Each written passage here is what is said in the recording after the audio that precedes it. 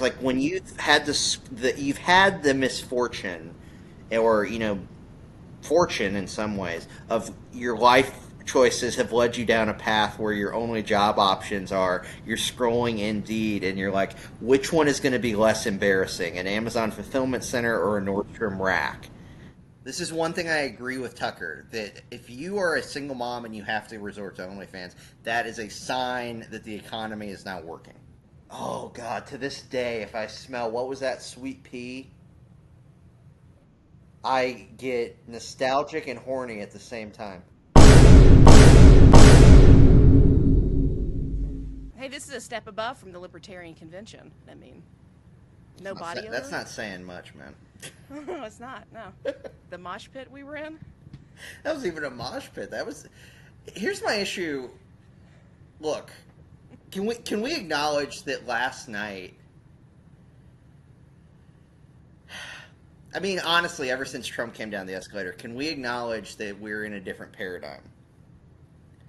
And if you're still ideologically committed to what you were doing in 2012, you're the problem. 2012 Mitt Romney era? Come on. Well, I mean, libertarian. That's like 2013 is when I like jumped off the libertarian train. I can't identify. I'm not perfect, and that's my What? what Oh I wow, know. that you got to get off the podcast and only interview perfect people. I know, but that's my issue with MAGA too. It's like, and for that matter, people in DC, you have to be ideologically perfect. Question: do you say MAGA or MAGA? MAGA, MAGA? because yeah, Ma- make Yeah. Okay. America MAGA. What, there is a That's proper interesting. way. I've always said MAGA. I think that's like redneck. Red state says I, MAGA, and then like oh, but you're from left Ohio. and You can't. anything. Yeah. You can't claim that you have a I can't southern say anything. disposition. Well, I do. I do. I don't I, know. right. So that's the thing. Like, you got some good clips already. The MAGA versus MAGA thing. That's a good question. Isn't it? Isn't it?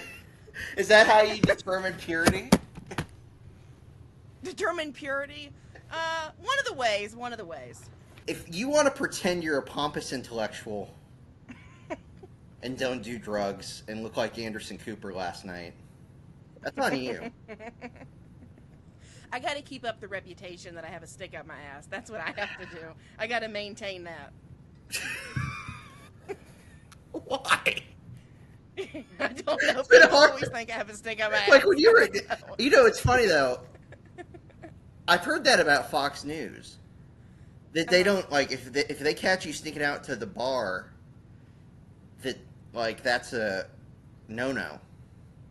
Oh no, everybody there was wasted all the time. They were constantly going to the bars after work when I worked. So that story, Constantly. so that story that Gavin McInnes tells, where if you snuck out to Lanigan's before Greg Gutfeld's show, that's not accurate. At least not when I worked there from 2018 to 2021. I mean, people were like had standing. Everybody here in this department goes to the bar or goes out after work on Fridays or something like that. Yeah, I mean, it was. I felt like working at Fox News was the step right before you go to AA. Like you get a job there, you become a functional alcoholic, and then you join this 12 steps. Oh, see, I think there's a hierarchy to slipping down Okay, maybe so. the corporate media ladder, and Fox News. I was at the very bottom. Yeah, Fox Very News. bottom. I was getting stepped on. Fox News is 2 steps down, and you have still 2 steps to go. Fox, and this is before Trump, so take it with a grain of salt. Fox News, you then go to Fox News LA. You then get a job on the outer rung of E. Or if you're New York, you go on the outer rung of Bravo. And then you become a production assistant in reality TV, and then AA. And in that case, it's not AA, it's NA, because you have other problems. Right, the alcohol is the second issue that you need to get. Don't forget the sex addiction that comes with politics. Don't forget that. That's true. So that's actually a good segue into something you asked me last night about the abortion thing. Oh, yeah. Let's talk about killing babies. It's a good way to start everything. Want to talk about Jesus next? Yeah. Let's go. I mean, Yeah. let's Yeah, start. let's talk. Let's do it all. Right, I yeah. want to try to get my chair arranged. I'm sorry. I wasn't ready for this at all. Does, It's like 150 degrees does here, anyone and I'm take not does prepared. anyone take podcasts professionally? Like, seriously? I do. I do. You do. I live in D.C., which is a city where the concept of beauty and brains has not come to Washington. Okay. And I think that is something as a political culture we should start saying that just because you are cute and attractive doesn't mean you can't be smart. True. I think there's a very, like... it's not misogyny, because arguably I'm making the more misogynistic position. But Holly Madison from The Girls Next Door, did you ever watch that? It was a reality TV show. Yeah. Yeah, the Playboy Bimbos. Yeah. They have a podcast. And I've read her book. Holly Madison is very intelligent when it comes to like modern femininity, social culture. She could carry on a very decent conversation. Don't you think someone probably wrote that book for her? Of course. Do you also believe the centerfolds in Playboy, where they say they want to be a teacher and they read to black No. children and? I was too busy reading the article. Genuinely. Yeah. Yeah, somebody read the. No, I mean, like, obviously somebody wrote the book for her. Nevertheless, she can get like she can have cogent points that are coherent. I'm not asking her for her opinions on free trade. But when it comes to like modern femininity and like female issues and like dating, creepy old men, she does have like a very. It's like, okay, respectable Femininity take. and modern issues with Holly Madison. Okay, I'm gonna have to Google that and see what she says later. Well, I mean, yeah, down the rabbit hole. You gotta. I mean, like Paris. I just can't imagine a woman who takes her clothes off for a living having anything valid to say about being feminine.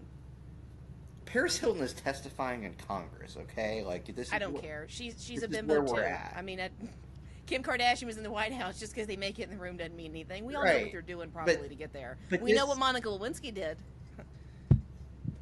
Okay, this is very interesting we to know. me. This is very interesting to me that you're not going along with this. So you don't want you kind of are subscribing to the DC theory that if you're attractive, you can't be coherent. Or No, you can be pretty and smart. I don't typically think you can be a slut and be smart. I think only sluts do that because that's all they have. If you were really a smart woman, you wouldn't be jiggling your titties around for money. You would do something else that was more dignified. Anytime I see a woman that's like half naked or naked, I'm like, oh, so you have nothing else to offer except being naked. okay, That's my difference. so you are I'm a moral czar. you are inherently conservative in that regard. In being naked and being on OnlyFans and Playboy and pornography, yes. Okay, I mean that's Not to the that's, point I want to make it illegal. Not to the point I want to make it illegal. I'm not Ted Cruz here. Like, No, but I mean that is a key difference. Like I do, like because that's basically now we're having a debate in like waves of feminism and like, yeah. And I've always stood on the firm. My grandma was a second wave feminist, so do whatever you do with your body is your choice.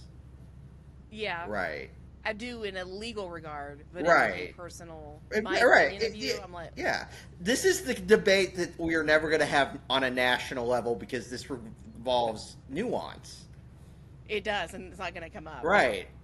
And this ties in perfectly to abortion because Dead babies, back to dead babies. Right. Because you asked me yesterday, why are Democrats so obsessed with abortion?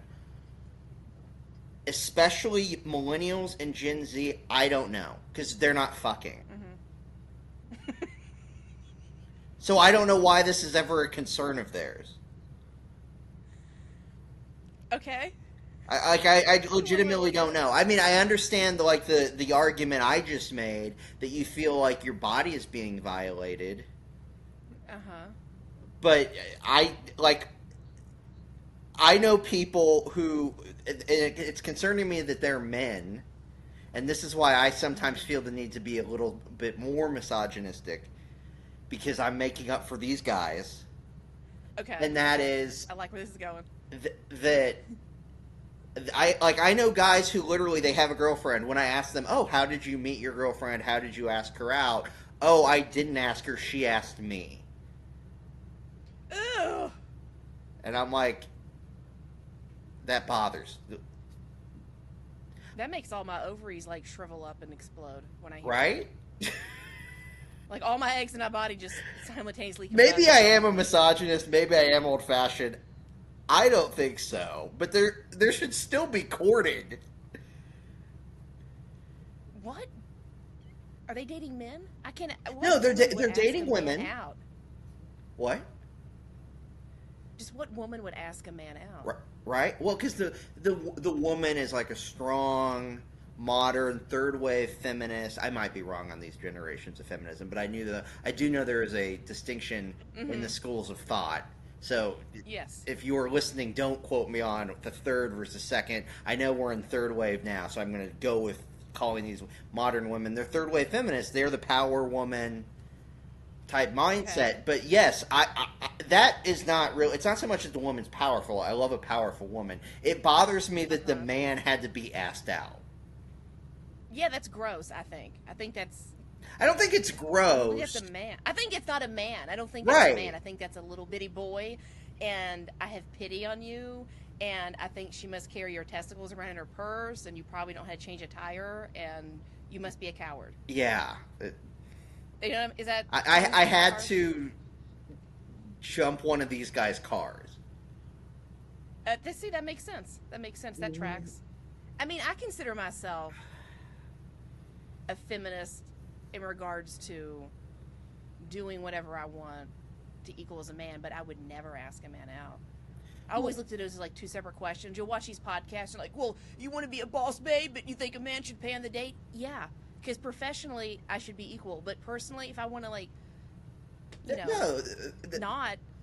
this is a legitimate thing though, right? Like, strong women need strong men. Yeah. And and that's how I was raised. My mom's a strong woman. She's a feminist. My dad's a strong, like, not like physically, but like personality wise. Like, Yeah. he's not beating her, but like. Are you sure? I don't know what goes on when I'm not home. That's all I'm going to say. Maybe they're into it. But, like, there is such thing. Like, people with strong personalities typically find each other. When it's a strong personality and there's a power imbalance, or you're both mentally ill, that's a problem. Because I know it going the other way, Yes. too, where there's, like, let's just call him a cucked guy Okay. that's, like, super into, like, the manosphere and is always complaining about trans people and, like, is slightly still homophobic and that sort of, this sort of guy. Yes. Right. He clearly doesn't have control over his girlfriend in the sense that, like, there's a power imbalance. But he's, I'll just perfectly say, he's the guy who I had to jump his car. He's Mr. Masculine. There you go. But I had to go to his house and jump his car. See, that's what bothers me. And it's like go. What did she see in him that he can't jump a car? I imagine I every think. kid Well, has see, the this other is the thing. facets. This is the thing that is interesting to me, because you say you're Southern, or you have Southern Well, the mannerisms. accent, yes. Right. I would argue you have Appalachian Okay. mannerisms, and I will draw a distinction. I can go with that. Perfect. Thank you. Works. Great. Texas is its own different animal, as someone who's lived there. But Texas kind of has this too. It's the difference between Houston and Dallas, in my opinion, because Texas has machismo.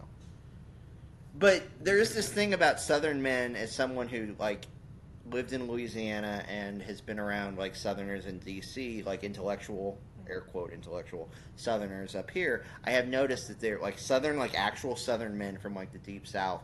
They are not the most masculine people in the world, and yet they will just bitch to me about hunting, fishing, and gun rights. And I'm sitting here going, be like, I can't talk to you about NASCAR, and I have to change your tire. What dichotomy is this? Yeah, that's And that's sad. it. Well, they were raised by their mom, like they were mama's boys. And the reason I bring this up and make a distinction is because I work one of my partners in corporate world is a woman from Appalachia, and I always comment, jokingly to her that I find her accent to be adorable, just like in many ways I find your accent to be adorable. I wish I had more of a twang. Uh, but I think Appalachia breeds stronger people in general, and I think Appalachia breeds has a very strong feminine. The mother is kind of like the pants of the family in my Okay, I observation. see what you're saying. Keeps everybody in line, Yeah, holding down the fort type of. versus Okay. right versus in the and I mean I think that goes with cultures of like it's I'm not like let's just stereotype because it's easier, but like Yes. the dad has a problem or the dad isn't at home, who else is going to do it? True. True. Right, Okay. I think I said this last night to somebody and it really offended them, but I think Thomas Sowell's right. Like black communities and Appalachian communities are very similar. Oh, 100%. Strong women, like God forbid there's a single like parent household. I hope not. But Uh-huh. strong women, the men therefore because they were raised by a strong mom, they respect women but are also strong men. It's also very similar to I, Spanish culture for that matter. score one for you and Thomas Sowell, who's There, not in this well, I mean, conversation. he thought of It's it. a good point. I just It's talk a good about it, point. to make myself sound smarter than I actually am. But my point is like when I noticed this about like guys from like the deep south, that Hmm. when your mom is kind of just like when you're a mama's boy and the Hmm. dad's a little cucked too, Uh-huh. there's just that. That's how you go down that path of the girl's asking you out on a date. Right. Right, yeah. And I noticed this when I was like at like a big southern party that there is a key distinction between Appalachian and southern culture. And Appalachians, I would argue, to me, you're more Texas again because of the machismo is in this boat too, uh, or the Hispanic culture of like the Southwest. I would say goes beyond Texas, but Appalachia, you're more similar to the Midwest, I would say, and that the man actually because it gets cold, like the man actually right, like it snows in up the mountains of Tennessee occasionally. Like the man actually might at some point have to hunt. And God forbid he's developed a pill problem, then the mom might have to hunt. Like right. I think dismissing the comments that J.D. Vance has said in his book is an inaccurate or is like a very ignorant thing for modern. What did he what did he say? I despise him to the core. Well, that's a great conversation. Because I But what like did he say him. about I like him, and I thought Hillbilly Elegy was a great book. I do not like him now. okay. And Um, why is that? I'm curious if it's the because reason I don't like him. he's like Tucker. He's bought into whatever flavor of the month is.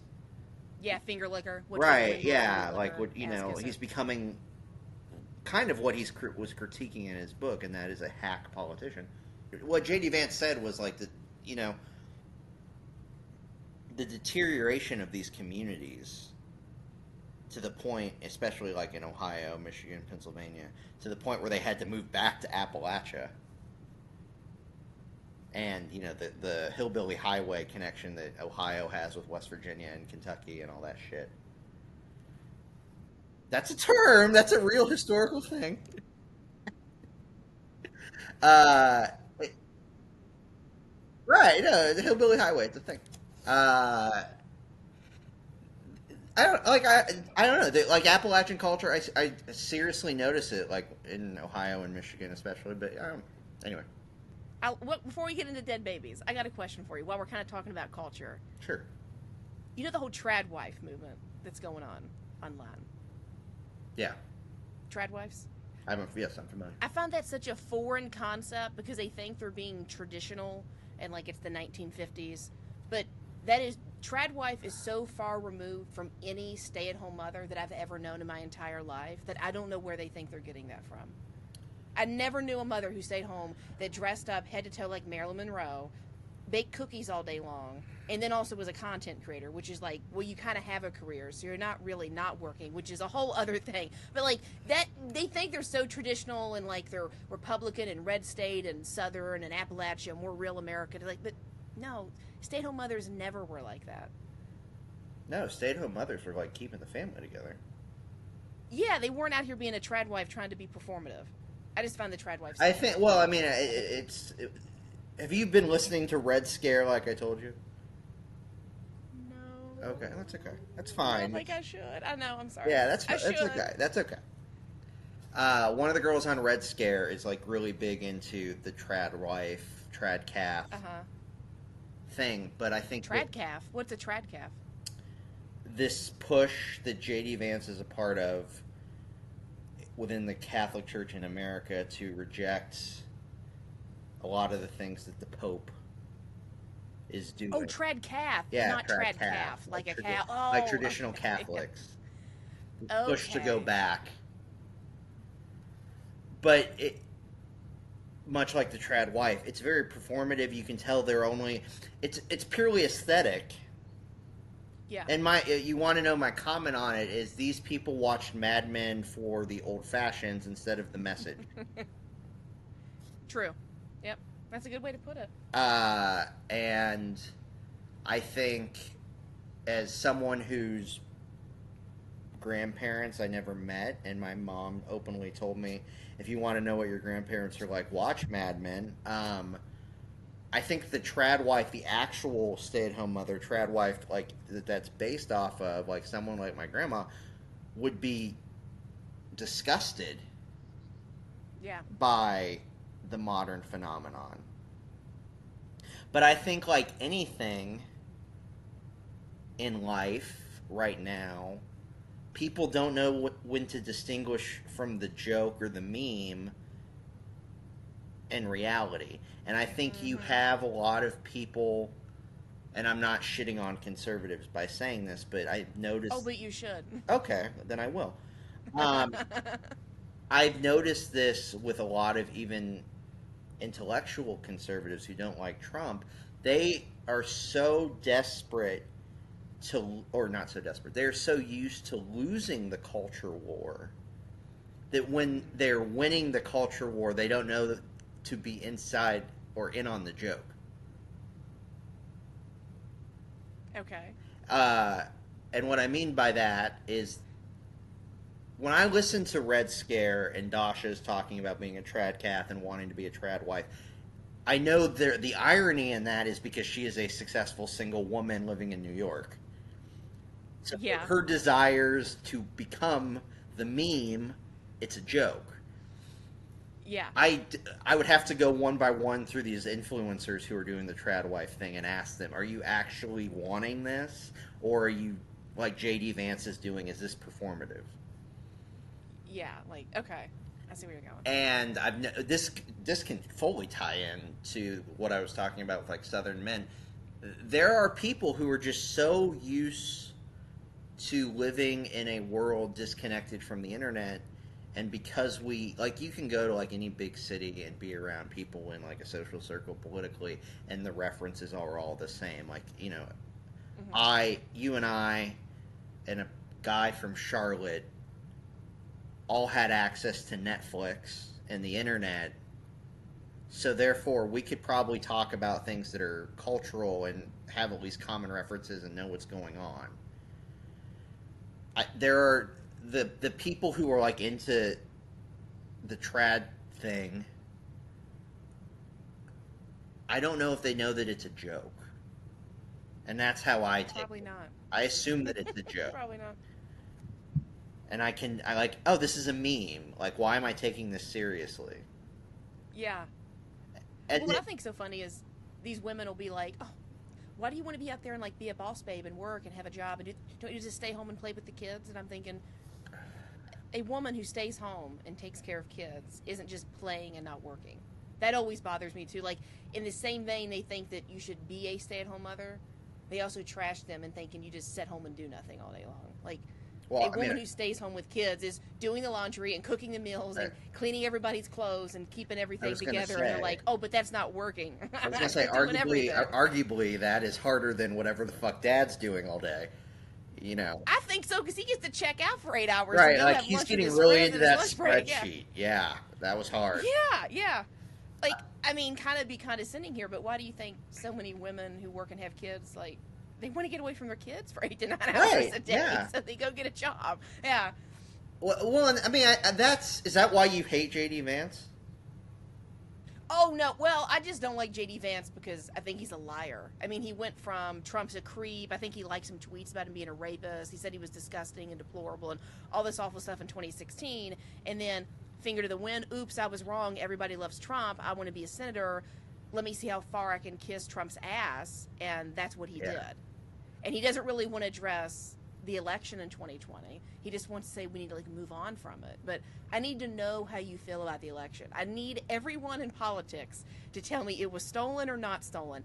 And I don't really care what your answer is, but I need to know how you're thinking about it. I don't want you to hide behind, I don't have to owe you an explanation. And I don't need you to be a turncoat either. There were so many people that were against Trump from the beginning.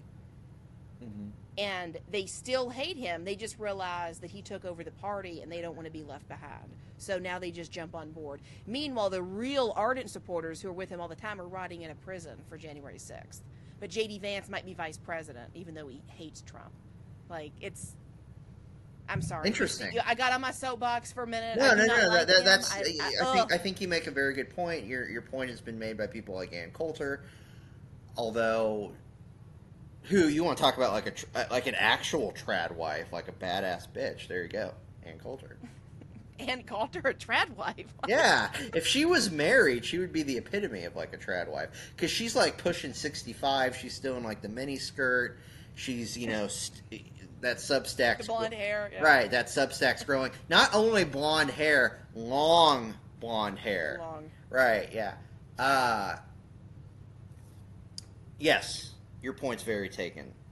What everything you just said could be said exactly about Tucker Carlson. Oh, 100%. Oh, I Yeah. don't believe Tucker Carlson has any affinity for Trump, MAGA, or the movement. Right. No. What I am going to say about both of them is I do think they are, to me, useful in the sense that they are pushing issues that when I was a Democrat I was concerned about.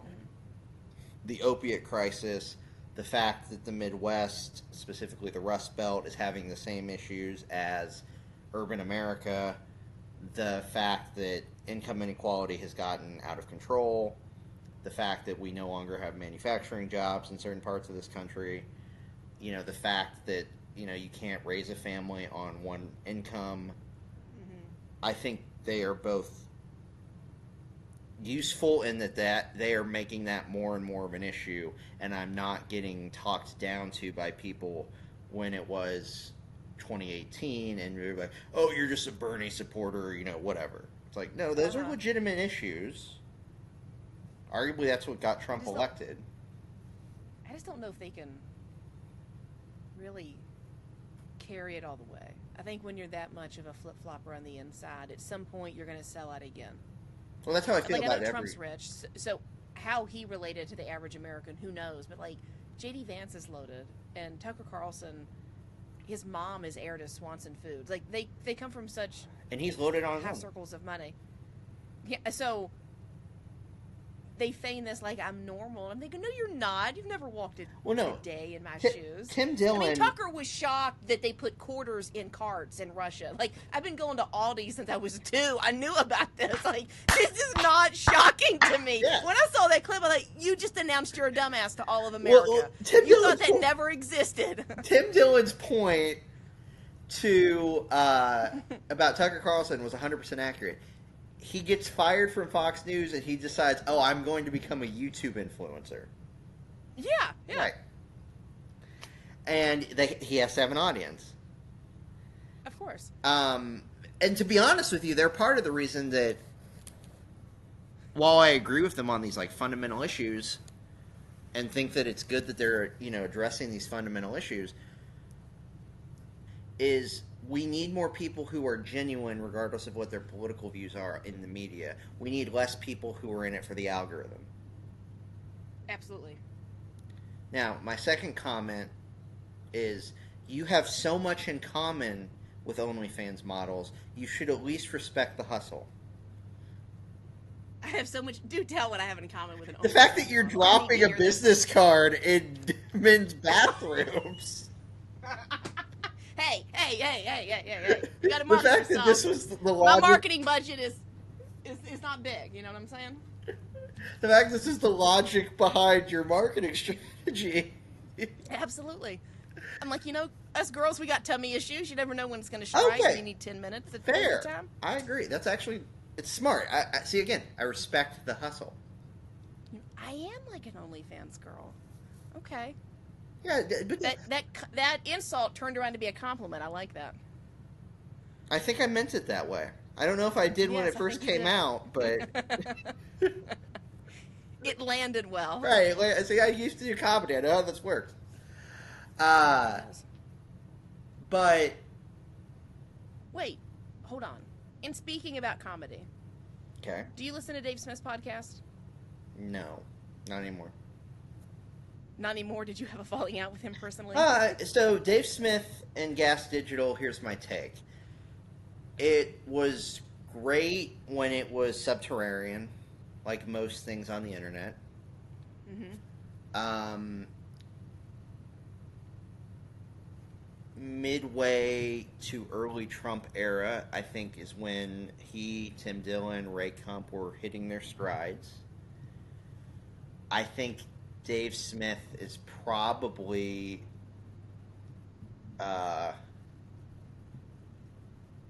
vamping for some variation of a political career. I think so too. Versus Tim Dillon and Ray Kump, who are what Tucker Carlson hopes to be, and that is like genuine, you're so funny but so smart that you can actually be a authentic cultural commentator.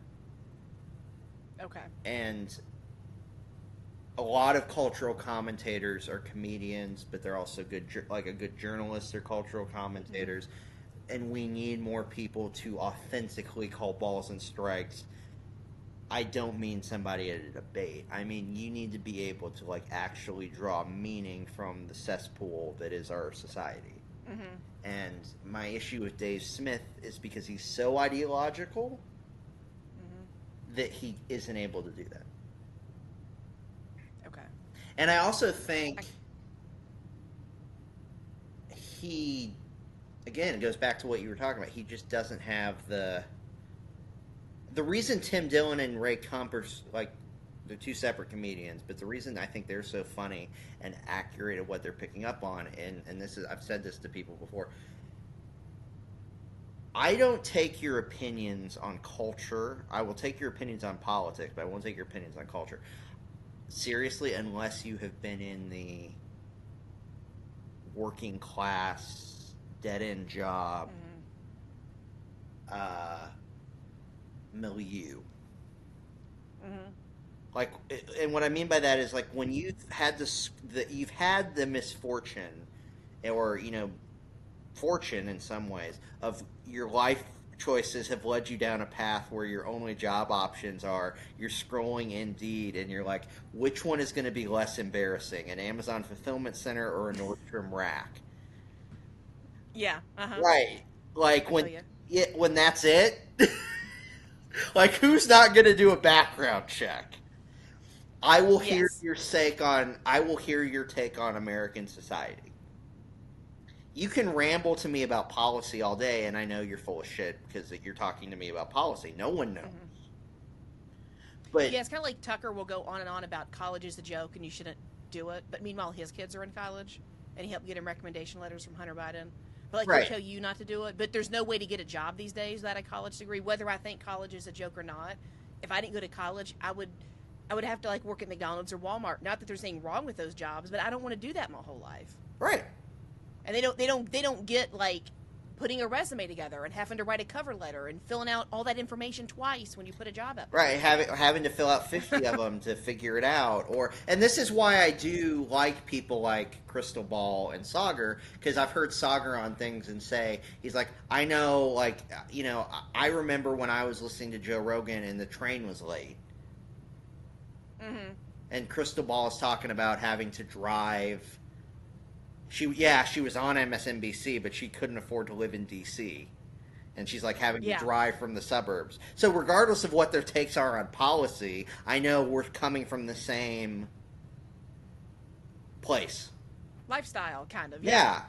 And I wholeheartedly, that is the biggest thing, is I want more people in America to acknowledge that we have a class society. Oh, for sure. And that's why I think I will give people like JD Vance more breaks than I will. I mean, it's the same reason I'll give people like Elizabeth Warren breaks, because she was a single mom having to go to law school. Like, Yeah. like again, if I don't, just because I don't agree with you on policy, the benchmarks, you could be a Harvard law professor, but if you had to raise your kids, as a single mom while you were getting your law degree, I don't really, whatever. You've experienced some friction in your life. Right. Yeah. And I think Tucker is trying to speak, as the British would say, to the punta, and that is, like, you're right, absolutely right. He has never lived it. No matter how you slice it, he can't authentically have that experience because of, regardless, wherever he was at in his life, the money would always be there. I think that's what really makes me irritated with him, though, is he tries to act like he did grow up like a regular person. Well, I mean, I think to an extent in California, in the time he grew up, like, there was just the middle class. There was not extreme wealth in California like there is now. So, to an extent, he did, but, like, I get what you're saying at the same time. I also, though, think... Go ahead. His mother is heir to Swanson Foods. The man Yeah, always had money. His dad was a bit... I'm just I don't creating like friction for the sake of entertainment value. of doing it, yeah. Yeah. I'm not trying to defend him because I think you're right fundamentally, but I will say there is really no one then fundamentally in the media, and I'm sure you noticed this when you were at Fox News. There is no one in the mainstream media then that would represents the working class. Oh, absolutely not. It's too difficult to get in. If you're not a Nepo baby or you're not sleeping with somebody, you're not getting into politics, you're not getting into media, and you're probably not going to get into these NGOs and nonprofits that circle politics. Right, You're yeah, left yeah. outside. Well, Good luck. the sleeping with somebody thing, like, you can't even get in the media doing that. Like, that would be the admirable way if you were working class to get into the media. You'd be amazed what I've seen some women do that weren't even that good looking, but were willing to throw down. At Fox News? Yeah. I think you have it more of you have internships, jobs. Oh, of course. Were they working class women? Yeah, but I would say they were like middle class, working class. Yeah. I mean, I've had this conversation with people from New York. If you're middle class in the Midwest, the minute you move to New York, you become working to lower class because you just have the cost of living. Oh yeah, the cost of living is so high. Right, sure. but what was my point with this? Oh, yeah, I had one and then it went away. I think when you were at Fox News, though, it's funny to me that Fox News is kind of trying to play up that angle now. Like, oh, we're just average guys. Bullshit. Please. you know. Um, but when you were there, were they like, was it really that? Because you were there like when it was transitioning. Yeah, from 2018 to I started the day after the 2018 midterms and then stayed through Yeah. September 2021. I mean, I was a PA at first, and then I was a writer, associate producer, overnight news. So I wasn't like super high up. Don't take my opinions as like the be all end all But about Fox. arguably, I mean, I think your opinions are very valid because It just seemed like, the stuff that you hear people make complaints about Fox and sleeping around, and I'm sure there's a bunch of grab ass that's going on to this day because you see a lot of inappropriate stuff when you're there, and I'm like, they didn't learn their lesson the first time around. Can only imagine what it was like with Roger Ailes. I mean, to each his own. It just seemed to me like to get higher up, you were going to have to do something other than be really talented. How about that? isn't that the thing though? Like I saw a lot of other people that were there that were like hard workers and showed up on time and really put their effort in, and they were constantly getting overlooked, and they would stay in the same position year after year after year. There's an issue here because you have some really good people that you could promote and move up that could make things way more efficient, and you're keeping them at a certain level for a reason because you want the clowns to run the insane asylum, I guess. I don't know. You don't want the news to be very intelligent. Well, I was never I expecting. think it's just I was never expecting intelligent news coming from the network that had Bill O'Reilly. true. I was never really expecting accurate cultural commentary coming from the network that had Bill O'Reilly and Sean Hannity. I think these people pivoted or were forced to pivot because of Trump, and I think I don't know. I mean, it was interesting that you were there in that era because that is when Tucker kind of hit his stride, and I think this oh, we're the party of the working class, we're going to start listening to Steve Bannon, mindset really took off. And I don't know. I saw because in a weird way, like I don't know if it would have been any different if you were at CNN or if you were at any news network. I don't think it would. Although I do know people who are like genuine people who work at CNN, so like whatever. But I'm sure, yeah. This is like the same thing that I was observing last night. Like when you're in intellectual circles, and this is the reason I like New York more than I do DC. When you're around people who are just like political people, driven by desire for power, driven by a desire for money, the people that wanted to be the class president in school, I think you were going to have those social dynamics, and everything that the Republicans are now putting on this like working class, let's unstraighten our teeth, pretense. You see the Democrats fighting against that. And that's what made watching the debate really hard for me last night, was that you're seeing like these people who come from backgrounds like ours, and I don't know if they know they're being condescending. Like, I don't know if they know that, to me, they're kind of disparaging of their own class. And I don't want to come across sound like a Marxist and someone coming across like I hate rich people. I don't. But just to me, the fact that on social media for the past 24 hours, I've seen more and more people say the country is ending because Biden didn't perform well, so therefore it's going to give up to Trump. I'm like, regardless of who president is, I have to show up for work the next morning. Yeah, we're still surviving. Right, like I don't understand this thought process. Yeah. It was going to end when Obama became president, right? But somehow we survived those 8 years. Right, yeah. Exactly. Like I don't get it. So I think that overall is my takeaway from the debate. It's like maybe this is the end. I was telling people last night, this is the Titanic, and if you're smart, you're the guy that's, going down with the ship having a drink. Freaking out about what's going on is not going to make it better for you. No. And it's like I was telling somebody, there are like legitimate cultural, socioeconomic questions that we could be dealing with, and instead the two major political parties' representatives are arguing about who has a fucking lower golf handicap. I know, when they got the whole 2 minutes on I'm thinking what? This is it?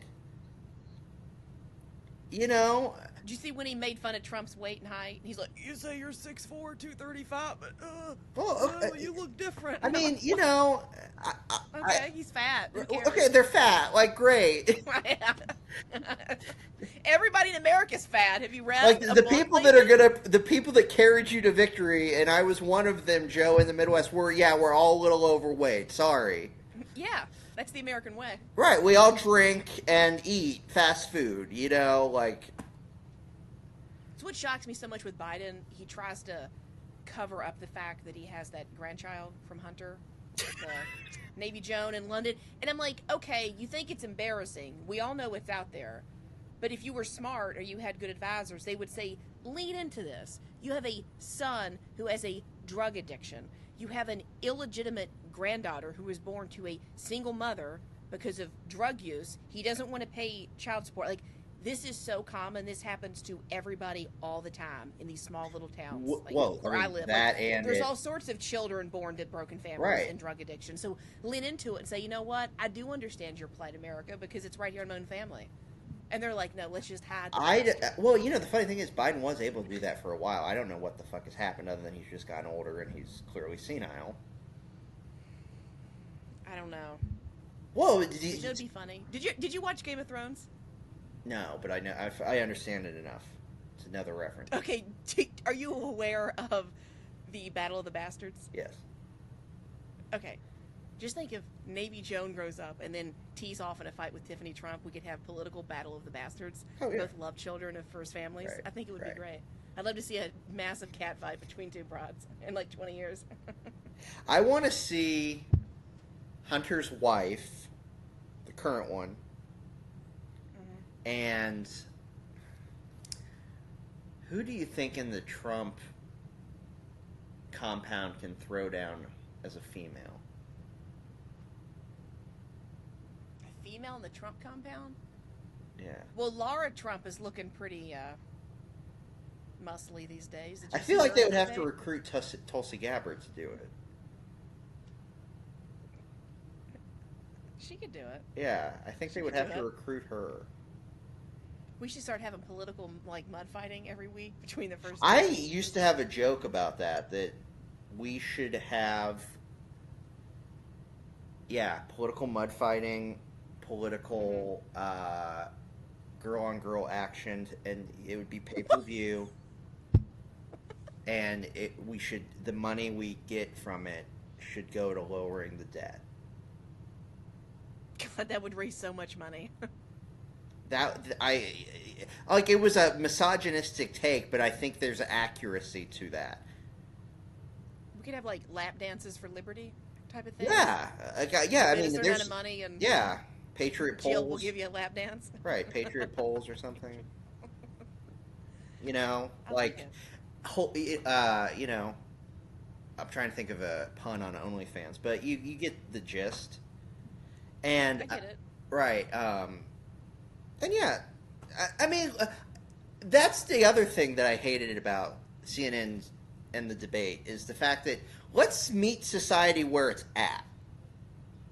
Mm-hmm. Let's quit pretending that we're not there. We're an empire in decline. We're... I don't want to be one of those people that's like, oh, the United States is ending, because I don't think it is. But, let's acknowledge the culture where it is. What hope do you see in America that it's not ending? I think we've gone through worse. Collapse? Really? Yeah, the Civil War, Great Depression. Okay. We survived Bill Clinton's presidency. I mean, Okay. I feel like we're kind of in a depression if we had accurate statistics given to yeah, us yeah, no, about I real would agree. unemployment. So I think our unemployment number is probably pretty close to the Great Depression, but because the media doesn't tell you we're in a depression every day, we don't think we're in one. Well, no, I don't think we as a country recovered fully from like what happened in 2008. I think we've been in economic Oh no. stagnation from 2008. Millennials are the key. Well, millennials and Gen Xers are like the key example of this, and this goes back to what I was saying. Like when you are of the culture that your options are having to find a job on Indeed.com, and like you know that well, Yeah. then things aren't going great. I also though think that is like a lot of people our age, a lot of people, they want to have a job with meaning. Well, what the fuck does that Yeah. actually mean? You know, I learned the hard way that you're going to get the experiences to get you the job that you find meaning in by having the job at, Amazon or, whatever. No, for sure. That's where But boomers completely are disconnected from society. They had this great economy where they could. I think most boomers, if I'm stereotyping, are just in love with money and they just worship it. And it was so freely handed out to them in every possible way when they were young. And they didn't really have to try to be a moderate success. And so they might get the job with the money and also get a job that's fulfilling at the same time because it was easy. Now, those are totally two separate questions. Do you just want to try to survive and get a really crappy, mind numbing job, or do you want to do something you're passionate about? And their brains can't handle it. And so I'll hear all the time from boomers like, well, maybe it's not the job, but it's a job. And they just want you to swallow down your pride and your passion and your dreams and just be miserable. And I'm like, but, you know, I don't know where this rant's going. Other I than know, I know. yeah. I will defend boomers because, like, I like to be contrarian and everyone shits on them. But I will also say to the fact that I think in the age of instant gratification that is social media and, porn on your cell phone, the concept of meaning in your work is very different than what baby boomers probably thought. Oh, for sure. Like if you're a nurse in the 70s and you're a nurse now, like if you're a nurse scrolling Instagram, you know what you don't have. If you were a nurse in the 70s, you didn't. True. You don't have to Comparison. compete. She has a thief of joy. Yeah, you don't. Keeping up with the Joneses as recently as like 15 years ago was keeping up with like maybe 25 people if you were lucky enough to have that many friends. Now you literally have to compete with like how many fucking people are on The whole world. Instagram?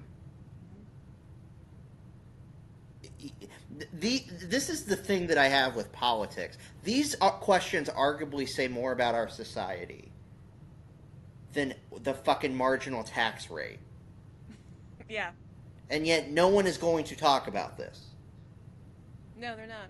Well, Andrew Yang tried to. Remember when he ran? In I did. I like, did. And, I'm gonna do a that's when PowerPoint for State of the Union, and I want to talk about things other than just unemployment numbers. We're going to talk about happiness and depression and drug Right. addiction. Yeah. We're gonna get Tulsi I'm also like, did it kind finally. of too to bring up, but she was clearly following him. And these are real issues. And again, I think when the Trump Biden thing is over, and we will survive it, this is what I keep asking people over the age of like 55. It's like, okay, when this election is over and Trump is done, like he's out of your thought process, are you then ready to actually have the conversations that got him elected? And no one ever answers that question, No, they're Democrat not. or Republican. And that's why I'm saying. Well, Go ahead. I think even Trump has kind of gotten away a little bit from his message in 2016. Yeah. I mean, he used to talk all the time about Americanism, not globalism, and he doesn't really hit that same drumbeat exactly, I don't think. I mean, it's still MAGA, it's still America First, but I feel like he's maybe just bump drafting off of that type of, hey, Rust Belt, hey, average American, I hear you, no one else heard you, and it's just continuing on for 8 years because everybody's so You pissed. made a NASCAR reference, which I love. That was great. I did. I love NASCAR. So. Do you watch NASCAR? Oh yeah, I Do you used to really be a bigger NASCAR fan. I'm getting back into it. But my dad was from Indianapolis, Really? so IndyCar racing is Oh, okay. more of my speed. Drag racing Okay. is another one that I enjoy. Oh, I like all motorsports because there's a chance people will die. it's really fun for the Right. wrecks. Yeah, that's what It I is. watch it for. That's the same reason I I think like it's more like boxing. politics. Right, and UFC. Like there's a chance that like this could really end badly or it won't. Could be a murder Let's tonight. watch and find out. Let's wait. It'll happen. We know it will. But Trump, you're right. And Ann Coulter has said this multiple times. Trump in 2016 when he was running would reference, should we go back to Glass-Steagall? And that's like a very legitimate question because the things that were implemented because we deregulated the banks ruined 2 generations, arguably 2.5 generations, chances at having a fulfilling what the American dream life. I have not heard him at a campaign event reference that since, I would say, July of 2016. Oh no, he's not. Because the minute you start It's more referencing broad strokes. What? It's like more broad strokes now. Well, it's broad Trump is strokes painting and broad strokes. Yeah. regardless if you want to people want to admit it or not, Trump is the establishment at this point. Yeah. So At least in the Republican Party, he is Right. the guy. Yeah. So you can't say things about the banking system, and this is why I am such a big fan. Not so much even of Rand Paul, but what's his name from Kentucky? The Congress. Thomas Massey? Thomas Massey. He still asked these questions. Yeah. Tulsi what an OG. Tulsi Gabbard Thomas did Massey. too, but more so with the military. Like my dad was in the Air Force. Like I think there's some merit to us supporting Ukraine. I'm not saying we should go full Trump and like completely piss off all of NATO, but I like the idea of carrying their weight. It seems like they're going that way now in Europe. Asking that question is a very legitimate thing. Yeah. And no one answers when I say, I'm like, okay, if you took Trump out of the equation, once Trump is out of the equation, can we start asking these questions? Because we were kind of getting there. Like Ron Paul was asking these questions in 2012. Like up until Trump came onto the scene, these questions were being dealt with in the internet and in the debating political intellectual class. But now Trump has just taken so much of the oxygen out of the room that people are afraid to even talk about it. And that's the thing, is this election doesn't matter. I mean, it does, but it doesn't. Yeah. Like, okay, other than the abortion issue, other than... I'm trying to think of anything that they really have... What are some big issues that Trump and Biden differ on? Other than abortion. Border? Yeah, but I mean, Biden just reinstituted like a Trump-era border policy. Yeah, but he's let a lot in. Yeah, I agree. So yeah, I mean, there's maybe a few subtle things. I think I don't think Trump is pooping his pants every day. Right. Okay. Yeah. That's a good one. That's fair. a good one. Trump is not shitting his pants. Okay. Good. No Metamucil, no Right, crap in yeah. your pants, no button. Help me, I fell down, I can't Right. get Yeah. up. That's fair. But my point is, there are more pressing issues about American society that I would like to. I don't even need the 2 freaking presidential candidates to debate them. I just want the political class to acknowledge that if you go 30 miles outside of D.C. to the mall, there's no stores in there, And then Yeah, true. number two, that there's people selling, drugs in the Yeah, freaking parking lot because that's their career. yeah. And that Yeah, no, person, they're only focusing. Yeah, they're only focusing on like trans, abortion, stuff that's really just not going to affect my life or your life. yeah, and I mean, I I mean, like, I think it's funny. They like, oh, it's a women's issue, abortion. Well, I got news for you. I've never had an abortion. I will never have an abortion because I personally don't believe in it. Not going to affect me whether it's legal or illegal. But what does affect me every single day is how bad crime's gotten in this country. And I can't be anywhere after like 8 o'clock at night because it turns into a third world hellhole city. even in, My car got broken into in Richmond. It got jacked in. Somebody took all my stuff out of it, broke my window. It took 9 months to get my car repaired because of missing parts and a labor shortage. Like, this was lights are in just Richmond, out at Virginia. Walmarts and street lights. Richmond, Virginia was really bad. I could hear gunshots at night in my apartment Yeah, when I lived that there. doesn't surprise It's like a year and a half ago. Doesn't surprise But it was, I mean, even around here in this little teeny town in Ohio, we have little warning signs at the Sheetz gas station that pops up, and on the handle when you pump the gas, it says, take your belongings with you and lock your car. Yeah. Like, everywhere's dangerous. That's more of a women's issue to me than having an abortion. Well, and I go back to what I said earlier that it's funny that millennials and Gen Z are so worried about abortion when they're not even fucking. Is that true, though? Because I Yeah. feel like it's hookup culture, and everybody's just acting like they're getting around all the time and Well, sleeping with people all I the think time what and we're hooking up. starting to see is the negative effects of instantaneous porn and hookup culture. Mm. Um, I'm a very flirtatious person, and I have noticed that, like, I'm not on dating apps. I'm really big on Mm-hmm. you should meet people organically. Uh-huh.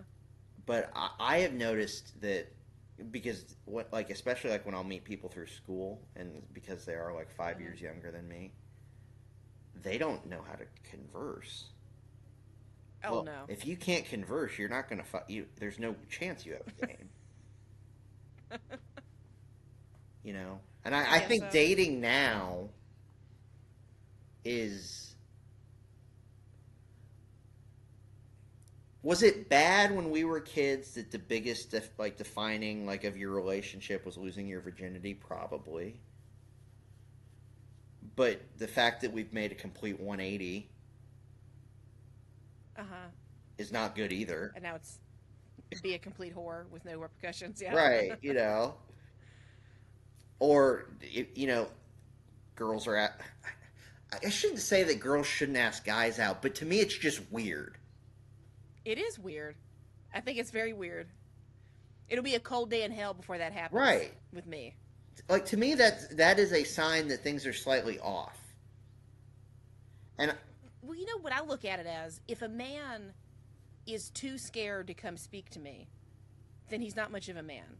If you're a man and you're scared of women, then it's going to be a bumpy ride if we get married and have kids. Right. You are going to be the biggest pussy that ever lived. and I mean, can I be that scary? I mean, I'm smaller Well, than a man. I'm not as strong I as a did man. I did see you yelling at people and getting angry about chairs. So Yeah, yes, I can say I that did call yes. somebody a bitch. But I think we are on. We're seeing the repercussions, not only the two things I just said of like internet porn and dating apps, but we're also seeing what happened with Me Too. Like, the culture is catching up to what that was. Yes. Um, and I think I think that is what I am noticing. Like, when I'm at work, is that people are afraid to talk to each other. Everyone works virtually anyway, so you rarely see your coworkers. And then, God Yeah. forbid, when you're in person, you say the wrong thing. And I'm not saying, like, look, I'm not saying we should go back to the fucking Mad Men era, and you should go up to a girl at work and say, hey, nice tits. Honey, can you get me some coffee and then suck on this for me? I'm not saying that. But what I am saying is you should, as a guy, at least have that thought come across your mind that you can if like, you should physically be able to say that. And I Yes. think, Can I make a really controversial comment here sure, of why I think it's devolved to this? I think when you have little children and you put them in daycare where they're watched by a stranger for 10 hours a day during the most formative years of their life, and they're not around their mother and they're not around their father as much. I mean, daycare is an environment where you have to scream and yell to get some attention. I think that explains social justice warriors. They're just looking for attention, that's a acting valid wild. point. And I think when you grow up for the first like 6 years, between a mother and a son, it's very important early on that a boy gets a proper framework for viewing women, interacting with women, and that first begins with the first relationship a boy has with a woman, which is his mother. And I don't think they have any respect for their mothers. And then that down I mean, the that road. is some formative time. Yeah, because I can just almost always tell someone who grew up in daycare. Well, you know what's funny They was just I was a like, daycare kid. really? Yeah. Did you like it? No, I hated it. Daycare and a Do you lot think of it affected you any? Do you think you had to learn to be the like sociable, flirtatious, get along with? Did you? Was there any sort of point where like what I said was true? Maybe. I'm gonna need another beer for this one because this has become This a turned into therapy. therapy, didn't Yeah, it? this has become a therapy session, which is I good know because this is it's good content. But I'm gonna I need know it's kind of another. a controversial thing to say, but like I just feel like Uh, I, no, I running think the there's mirror, I'm truth. thinking you don't even like women. I mean, man, you don't even like women. You like parts of women. You like the things idea you of can do with fucking. You women. like friction. Yeah, you like sex, but you don't actually like women because if you want to control it and take all its money, so they have to stay at the house and boss them around, and you have to be my peace and be quiet, and you can't ever say anything. You don't like women. If you don't want them to talk to you and share their opinion, you don't like them. They're just something to control. Yeah, I need an. I'm go. This is interesting. I'm gonna need a beer for this. So let me grab a beer and we'll continue.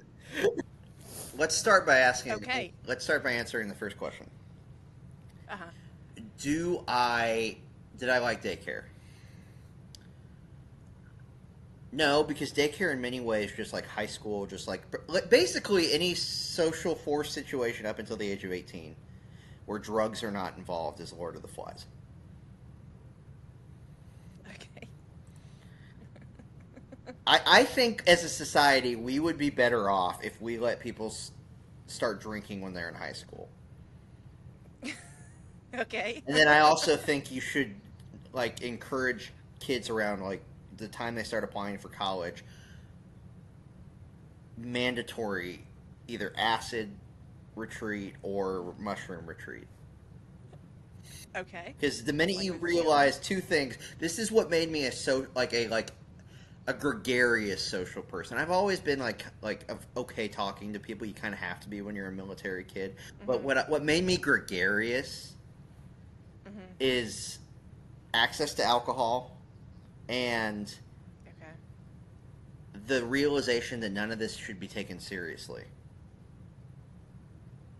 Okay. And you can come to that realization using a variety of different drugs. I don't really care how you do it, but you should do something that makes you realize that none of this, and by that I mean life, should be Mm-hmm. taken seriously. Like if you want to go the religious way and do that, that's also encouraged, in my opinion. Uh huh.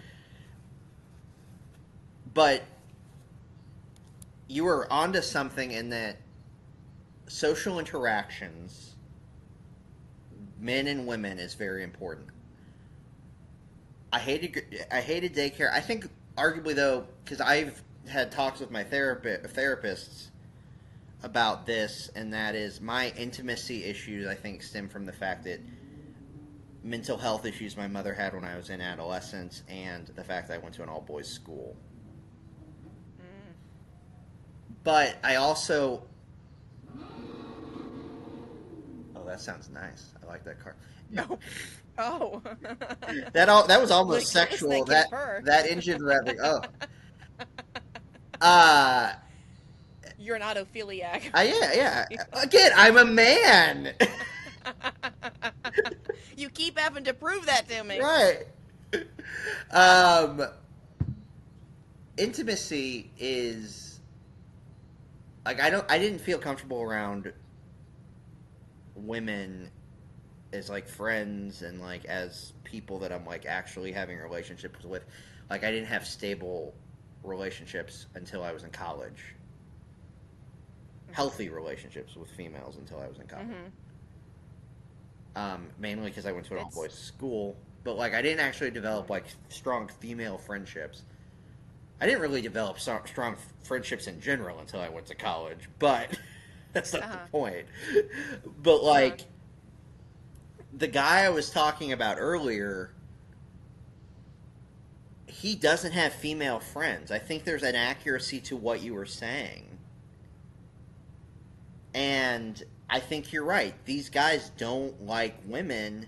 I arguably would say that I know some people around my age that they don't actually like sex. They're just doing it because they feel like they have to do it to prove themselves. That's so sad. It's so risky. But do you know what I mean? Because you listen to the way some of these people talk about sex, and it's like, I don't know if you're actually doing this genuinely.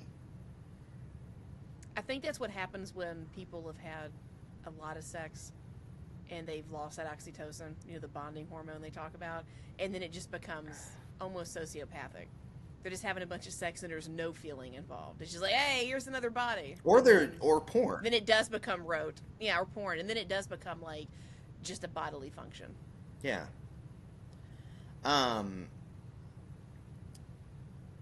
But yeah, I think there's also accuracy to what you're talking about. And I mean that is where I think it's healthy that people like Tucker Carlson are in the landscape, because he's talked about that multiple times. So is Elizabeth Warren, that you should be able to raise a family and one person be able to stay home and actually raise the kids. Daycare should not be the only, if you live in an urban option. Yeah. And it's funny. Not only was I a daycare kid, I was a latchkey kid. I was like the last generation where that was culturally acceptable. Oh wow. And before it was considered child abuse. Yeah. But I was you'd be picked up in CPS now. Right, yeah. I was talking to like one of my friends, and I'm like, there was a time where I would come home from school, and if my mom and dad weren't home, I had the first generation of like the internet, and so therefore you had access to porn, and you saw shit before your brain was developed. Yep. That you shouldn't have. And now I can only imagine it's probably like 30 times worse. But at the same time, I don't know if some of these people have actually ever had a sexual thought. I'm not kidding. Just the unease. It's a stereotype that like people, or it's not even a stereotype, it's like a trope that people, should get laid and just take a deep breath. But there is like a certain uptightness that I'm noticing, and I notice it primarily more with men, that people I work with, people I go to school with, I'm like, have you ever like had a naughty thought?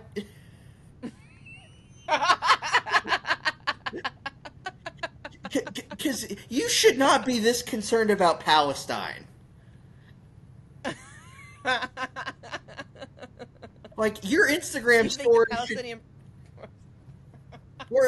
Okay, we'll go the other way. You should not be this concerned about Israel. Like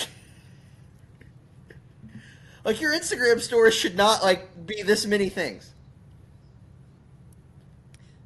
So the lack of sex is driving pro-Palestinian protests. No, the lack of sex is driving the lack of sex. Anti-Palestinian. Okay. My brain's confused. I think there's just drinking, like... I'm not, and I don't make any sense. I use that as an example because that's the most... Right now, that's like the big cultural thing, right, that goes across party lines, right? Okay. But another example we can use is, you should not be this concerned about who's filling the Supreme Court when you're 17. Yeah, true. If you are, why? And this is coming from somebody... Go ahead. No, go ahead. There's a road delay. This is coming from somebody who did debate in high school, had my first experiences because of things that I was doing when I was doing debate, met people through that, and I was never politically engaged. The only reason I fucking finished college with a degree in political science was because I was tired of people thinking I'm stupid. Like, I didn't do it because I actually liked politics. Yeah. You were proving a point. Right. It's like, fuck you. I'm going to have a legitimate debate about Milton Friedman and Keynesianism. Like, I want to actually be conversant. You just pull your degree out. Somebody accuses you. I did it today, actually. I dropped the... Are you serious? Yeah, it was so pretentious. I actually dropped. I'm like, look, I don't mean to, burst your, but I have a degree in political science. Like, because they were just making stupid points. That's the problem. We've let politics and public policy become very pedestrian. When I wanted to go into politics and went to college, it was, there was obviously social media around, but social media wasn't as a big deal, I don't think it is now. And now everybody thinks they throw their 2 cents in, they got some valid point for Twitter or Instagram, and everybody makes content. And I liked it when politics was just a smaller set of nerds and people who knew what they were saying, getting together and hashing things out. And now it's just every Tom, Dick, and Harry. I think, yes. And I think that's lowest common denominator, and we see this in the debates because we're talking about the same 2 things, because that's all the dumb morons in this country can handle.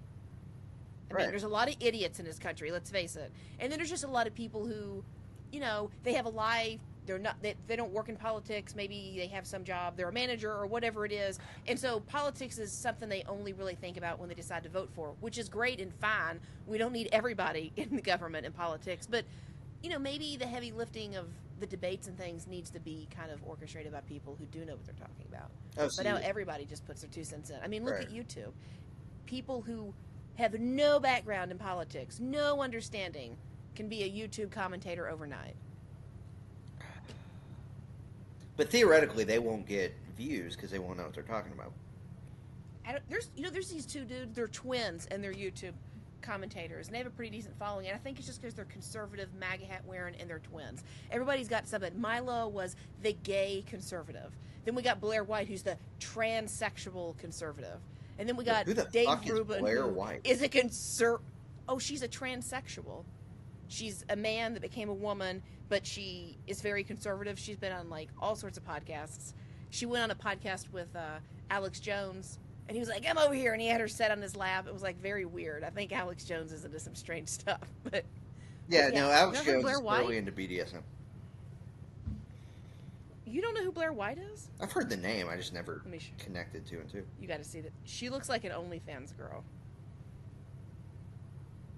Here, I'm going to show you. This is what's funny to me is conservatives buy into this stuff, and I'm thinking, what's your deal wanting to love a transsexual who also runs around half naked? That just kind of goes against everything they say. I don't think we should hate trans people. I guess, I'm not one of these anti-trans people, but they are. So why are you making friends? Because incels are real. I guess. I just think we live in a, paradox politics. Whatever you can say about yourself that doesn't seem like you should. I'm a black conservative. I'm a gay conservative. Next, we're going to have people on the left start doing it, and they're going to be like, I'm an anti-abortion, anti-trans Democrat. It's not going to make any sense. Right. What did I used to define myself? I'm like, I am a beer-drinking Catholic Midwestern liberal. Yes, we do exist. Yeah. Right. Exactly. Mm-hmm. I'm shocking, but I'm not. Right. It's like... Well, but that is... To answer your question, though, that is why I do like people like Ann Coulter and Barry Weiss and these people, because they are telling us we need to quit doing the identity politics shit.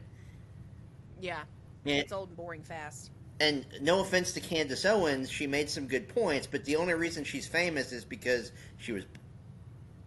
You see what I'm saying? She's an African-American who's conservative. But her background was being very liberal, which is funny. I think she just went, oh, She's a hot these MAGA people. black conservative. Oh, you were going a whole different angle than I was even thinking. See, I'm not a man. I was just. I think most people in politics are so ugly, I don't even pretend to rank their beauty.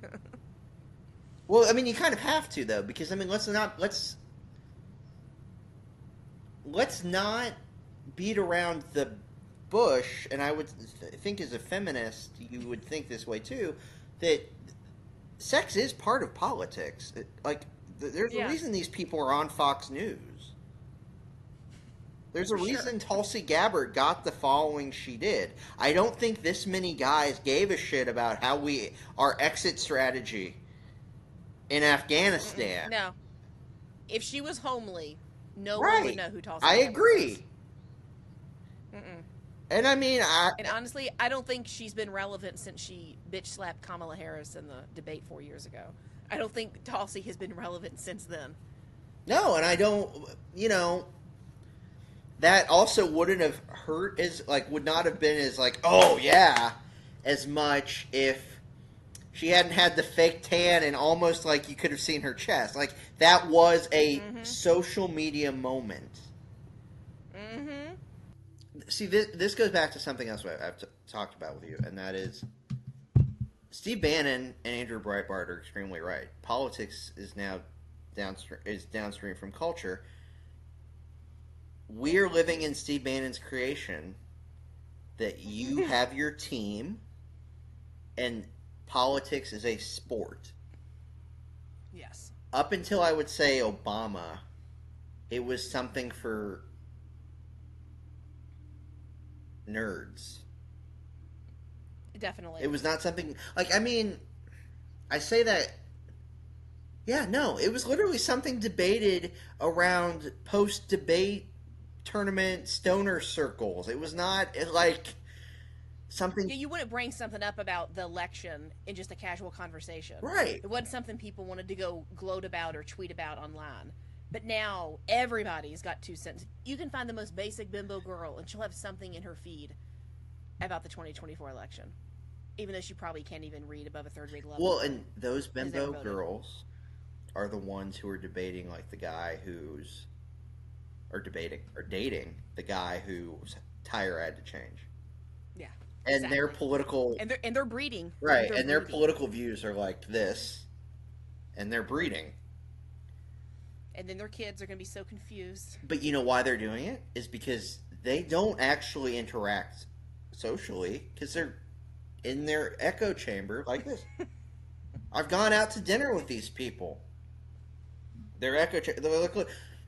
We are so siloed in our own fucking worlds. Just wait till Apple and Samsung create the virtual dildo or whatever, and then you don't actually have to fuck your significant other. It can just be controlled through your phone.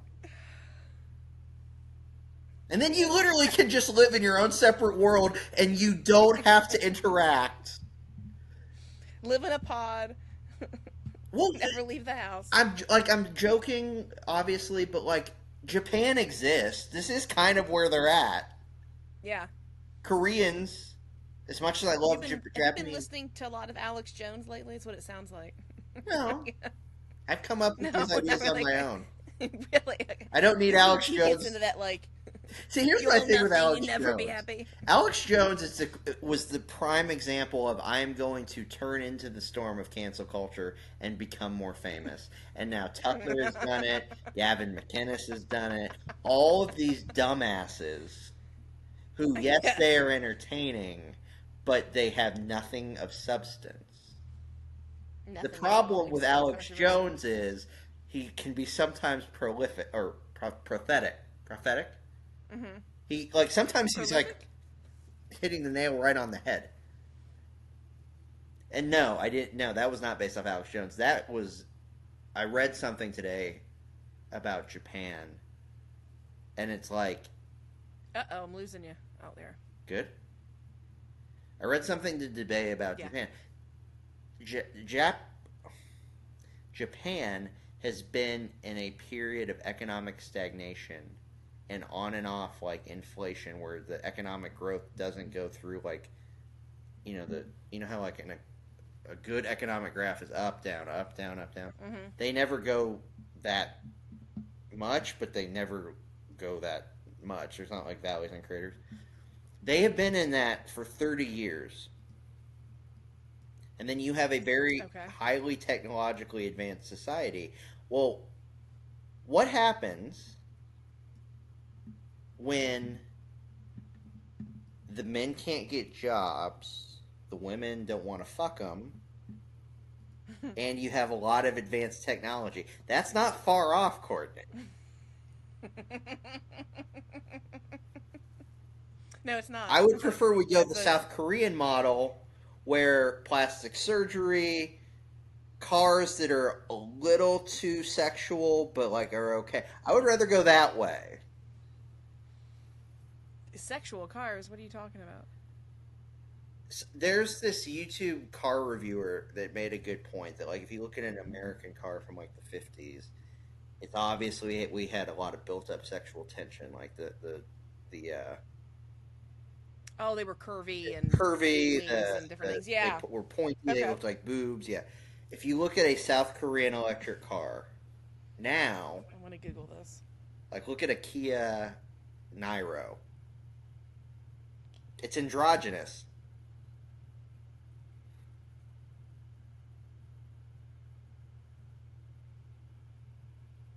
Yeah. Boxy and Right. bland and And I boring. like that. I think that's a very interesting aesthetic choice. I'm not saying that I don't, but what I am saying is that, like, I do think it reflects a lot on your society.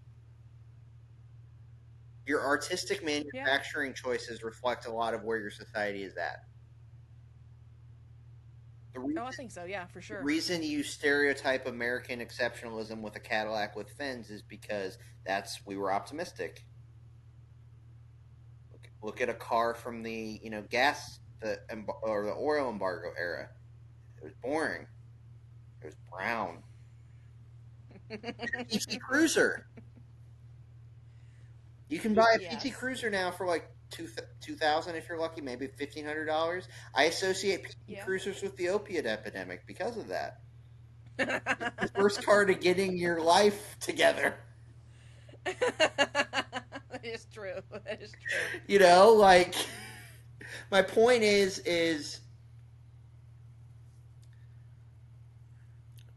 They say this about clothing that they've done studies, and when you're in a recession, women's skirts are longer because oh, they're that's trying to interesting. like hold on.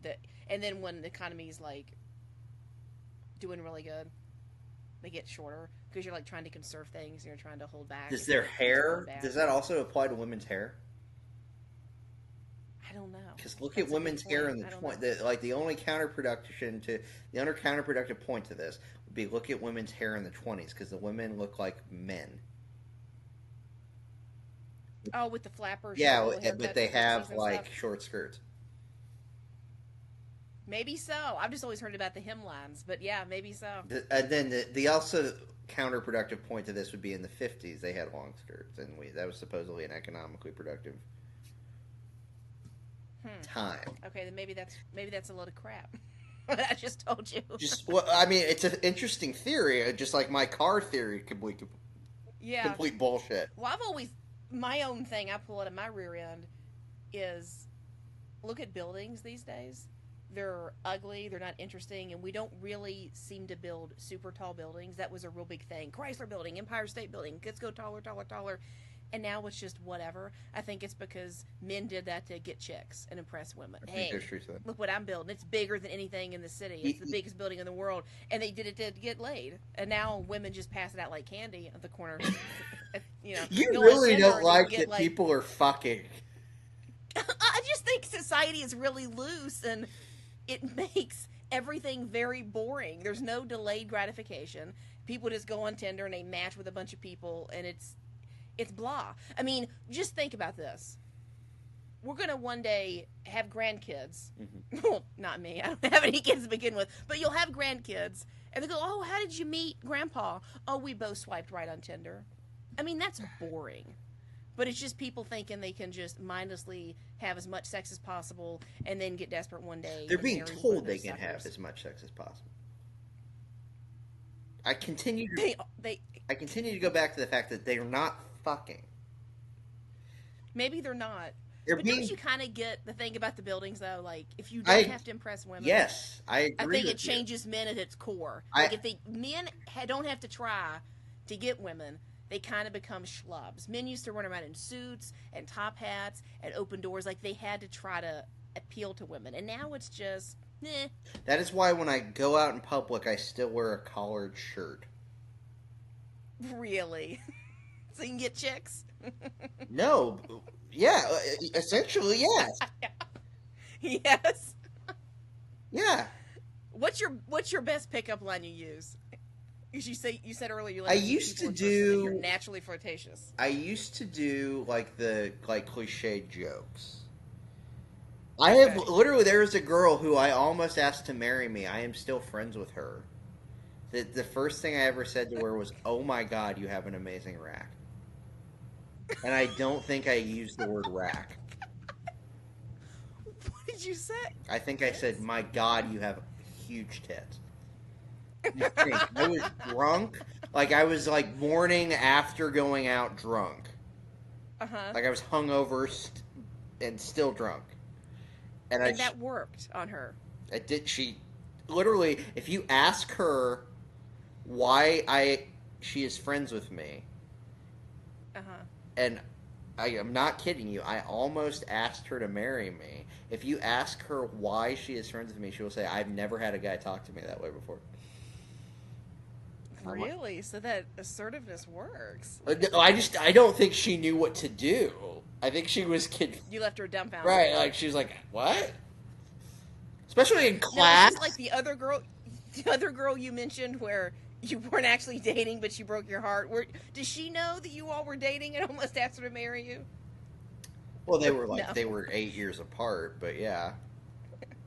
There's So like she knew. Okay. there's two girls in my life, and I've told you about Libby and Campbell, that I love them dearly, and I learned as a man that the most masculine thing I could do is let them be happy and get married to somebody else. Well, that's depressing. The girl that broke my heart, she wasn't even on that wavelength.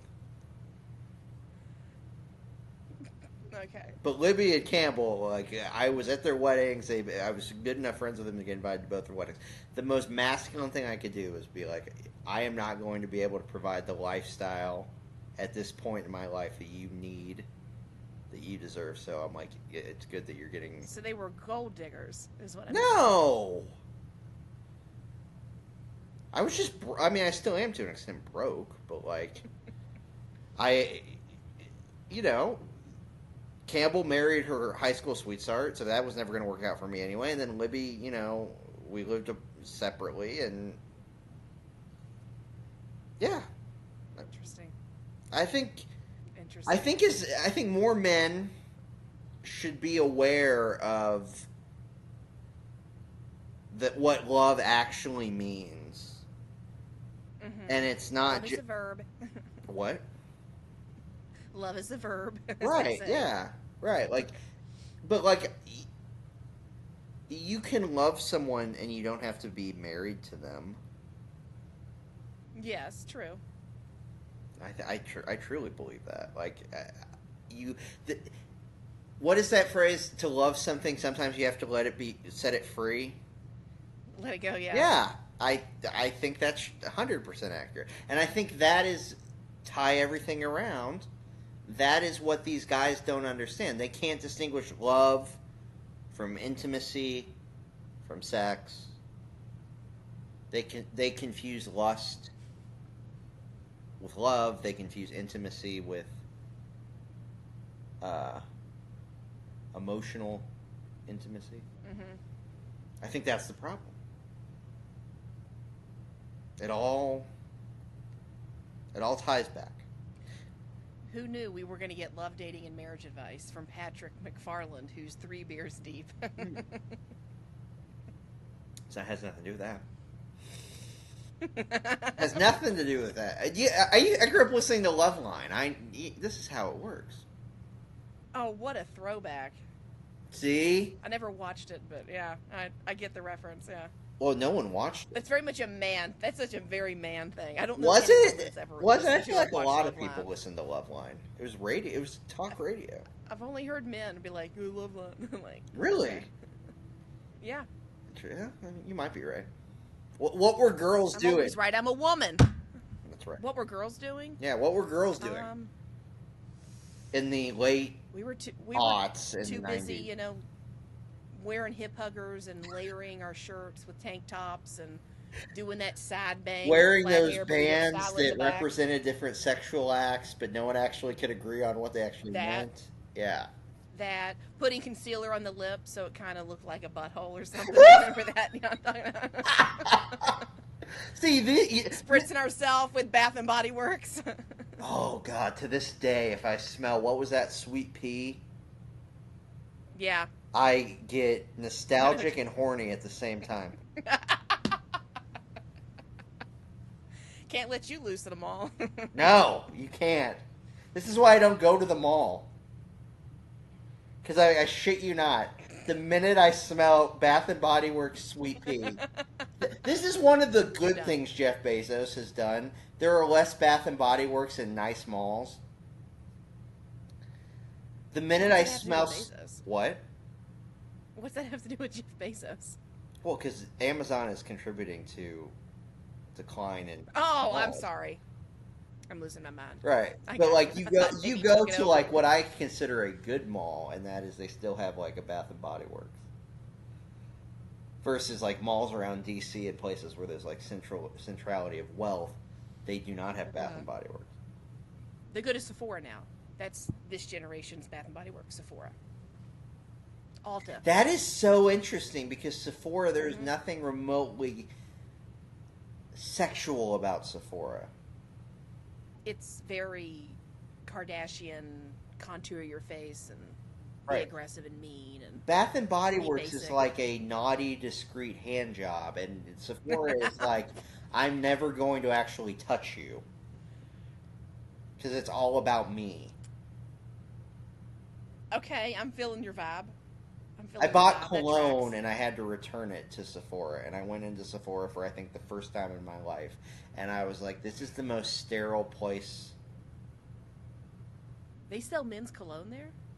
On the internet. Sephora sells men's cologne? Yeah, because I did not know that. I've never shopped. So Sephora is part of the e-commerce ecosphere of Kohl's and Amazon. So you can literally buy anything beauty or health wise through Sephora's website.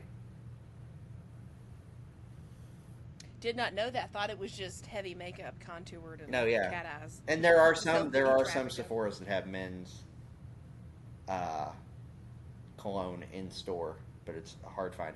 Anyway, my thought was when I went in there, I'm like, this must be what a Planned Parenthood is like on the inside. It was sterile. It's like you have to be a frigid bitch to work there. You have to take a hateful test. Well, it's not the employees, because I don't want to degrade workers. It's just you walk in there. You're talking to the wrong broad. Right. You walk in there and you go to the makeup counter at a department store. Mm-hmm. There is a sense of I am here. Oh, what is going to happen to me today? Oh, what is she spraying on me? Whatever. You go into a Sephora. You're there because of what you were talking about, the Kardashians. And I mean, I will defend it. I think Kim Kardashian's, again, I'll defend her just like I do Holly Madison. I think the fact that you can be attractive and intelligent is a good thing. But what they have done to culture... Wait, you think Kim Kardashian is intelligent? Anyone who can discuss the Larry Hoover trials eloquently and actually know what was going on while their husband is like ranting about whatever the fuck Kanye was talking about is intelligent. Yes. You don't think somebody probably just gives her talking points and she memorizes? No, it I'm not like that. after I'm school not and that just cynical. recites it? I'm not that cynical, and I'm tired of us as a society thinking that you can't. I think post Trump, we need to build off the concept of boob therapy. Are you Can you familiar define with boob therapy? I'm not.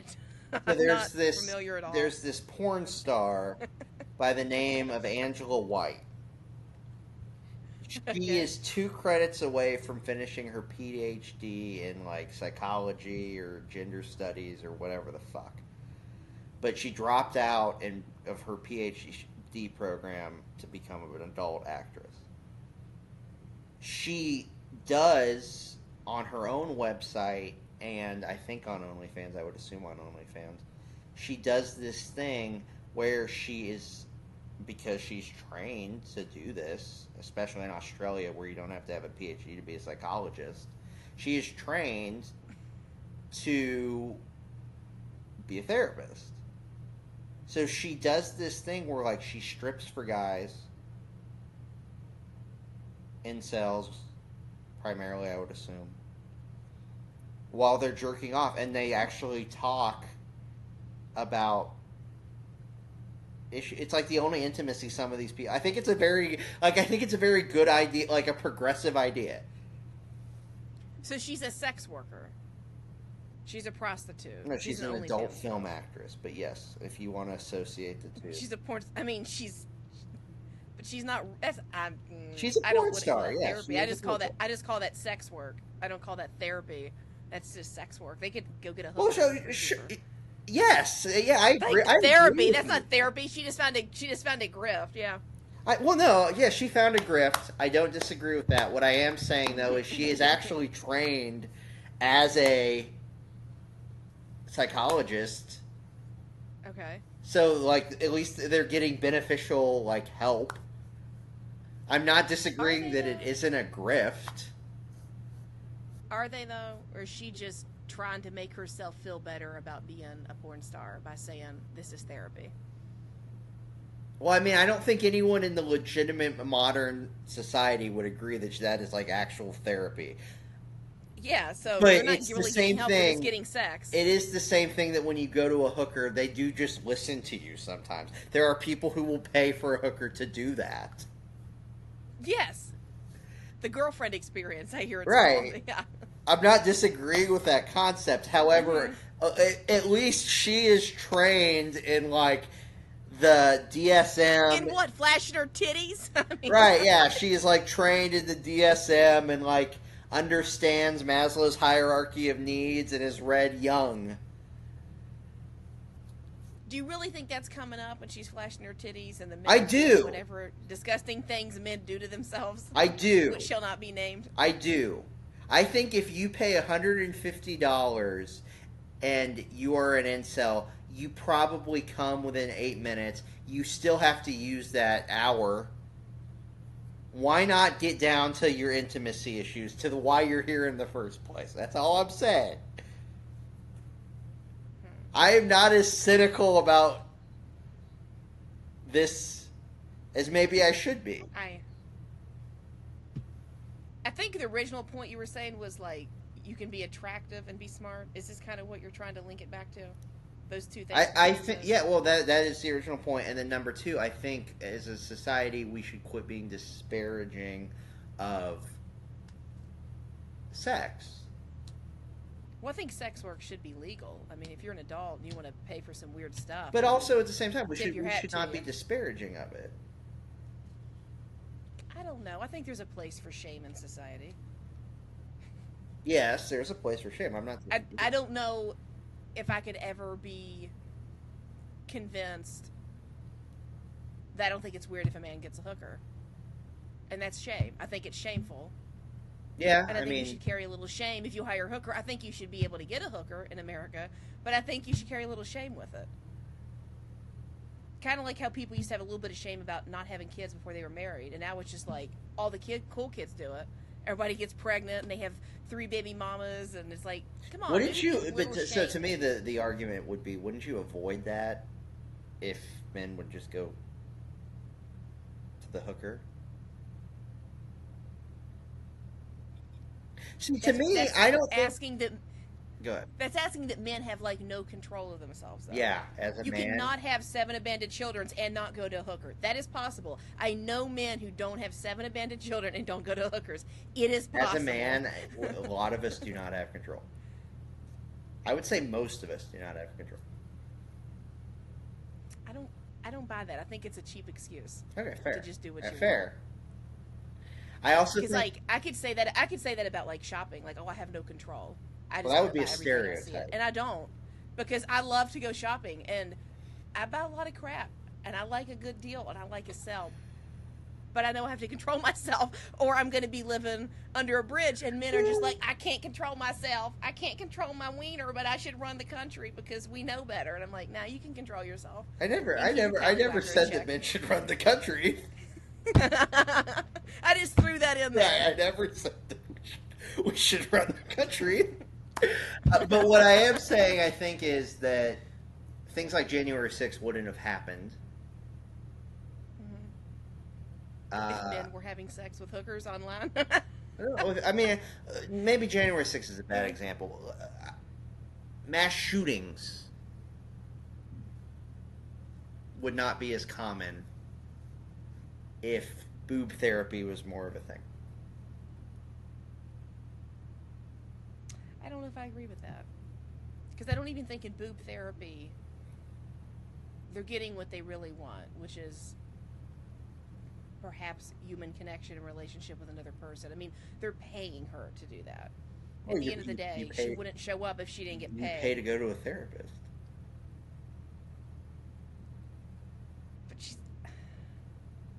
But you're saying it would, like, you think there would be less school shootings I do. if people had boob therapy. But I don't think that boob therapy is fixing the part of that individual that's broken that makes them want to go kill people.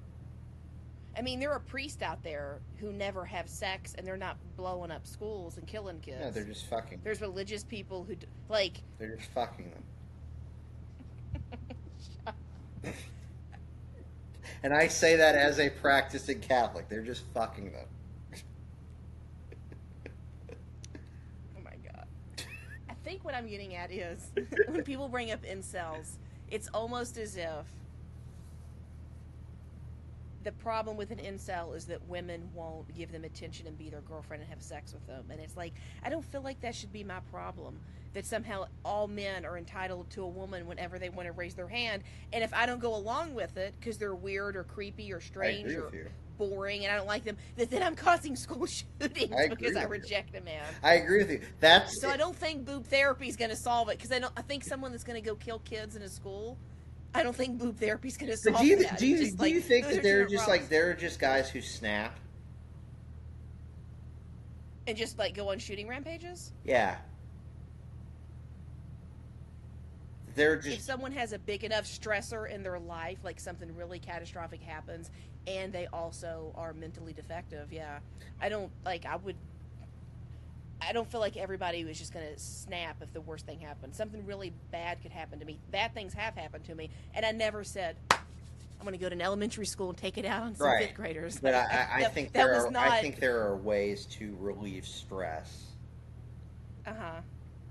That if they were more readily available, and the fact that she happens to be trained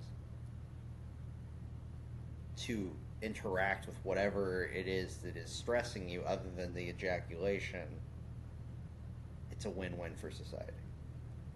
But I also do understand what you were saying, that it should not be women's problem. And I don't think that I am saying that it is women's problem. There are also... No, you aren't. I kind of went on tirade. Right, yeah. There are also some women that just enjoy taking their clothes off. Oh, absolutely. There's a bunch of sluts out there. Right, yeah. So, like... You know, as long as we have these two both mentally, you know, slightly off, unhealthy things occurring, why not, you know, create something that's mutually beneficial?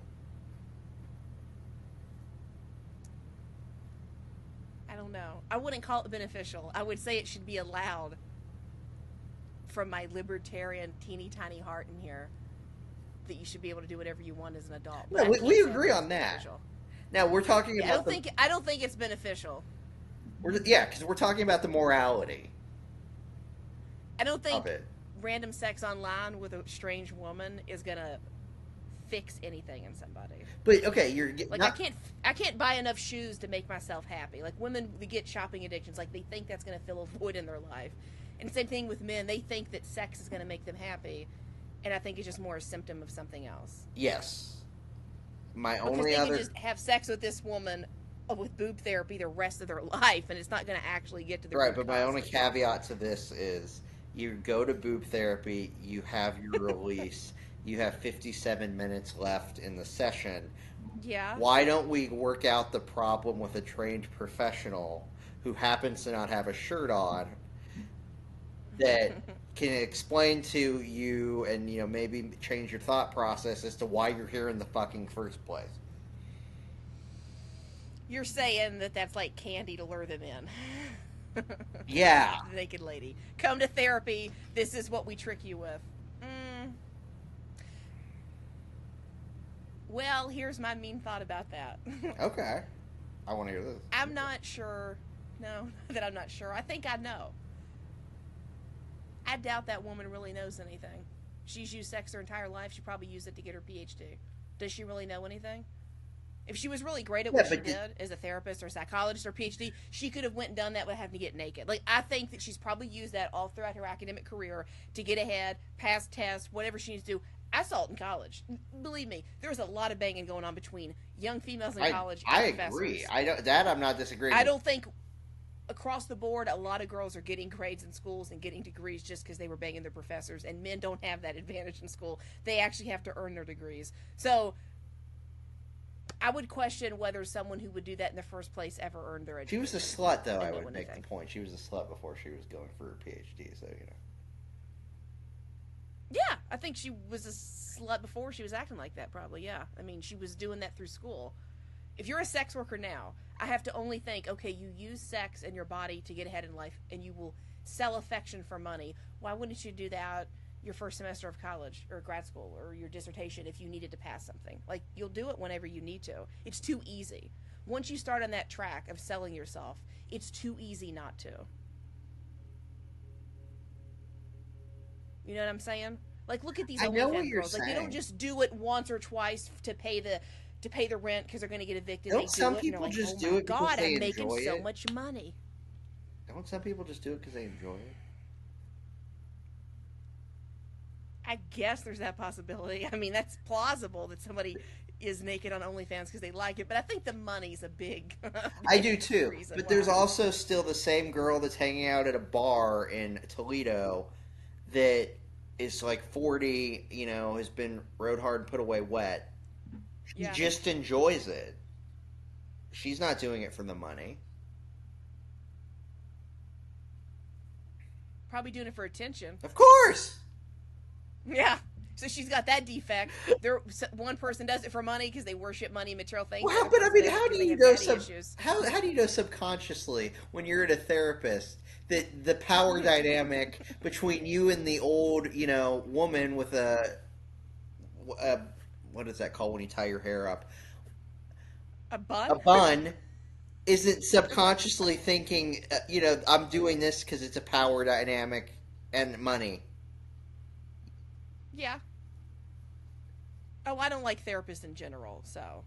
Oh, that. Boob therapists are not. Great. I think therapists are kind of.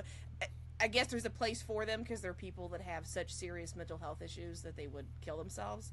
So, I hate to say everything about it is trash, but I think by and large, you never hear of a therapist curing anybody. It's just come back for your session next week and give me your $200. It's a huge grift. They never try to get really to solve anything. I've never heard somebody go, I went to this therapist for 2 years and they solved me. They fixed me. There's a book about that just came out like within the past 6 months that explains the grift of therapy. You got to read that then. Right. It is a grift. It's a grift. Because at some point, same way I would argue that AA is a grift. You have to. Yeah, I could see that. You have to acknowledge that these problems were created by yourself. Once you've Yes. acknowledged that, yeah, these horrible, horrific things happen to you, but you can't. This is what I think distinguishes me as a liberal from like modern like progressives. You have to take personal responsibility for your problems. Once you 100%. accept that, you no longer need therapy. True. I've met people who have been in AA for like 5 years. They're still going to meetings, they're sponsoring people, and I'm sitting here thinking to myself, you just want to have power over this other person. Yeah. You don't actually genuinely care about sobriety and solving the problem of why. Because I mean, at the end of the day, you're not actually gonna. I don't think anyone who goes through therapy or goes to rehab comes out with the conclusion of like, oh, I'm cured because my mom, took her top off in front of me at a young age. You know what I'm saying? Yeah. Like, I don't think you're actually coming to a conclusion at any point. You just at some point have to accept this happened. I need to let it Yeah. go. I need to move Absolutely. on with the rest of my life. If boomers had done a better job at raising their kids, there probably wouldn't be as many therapists.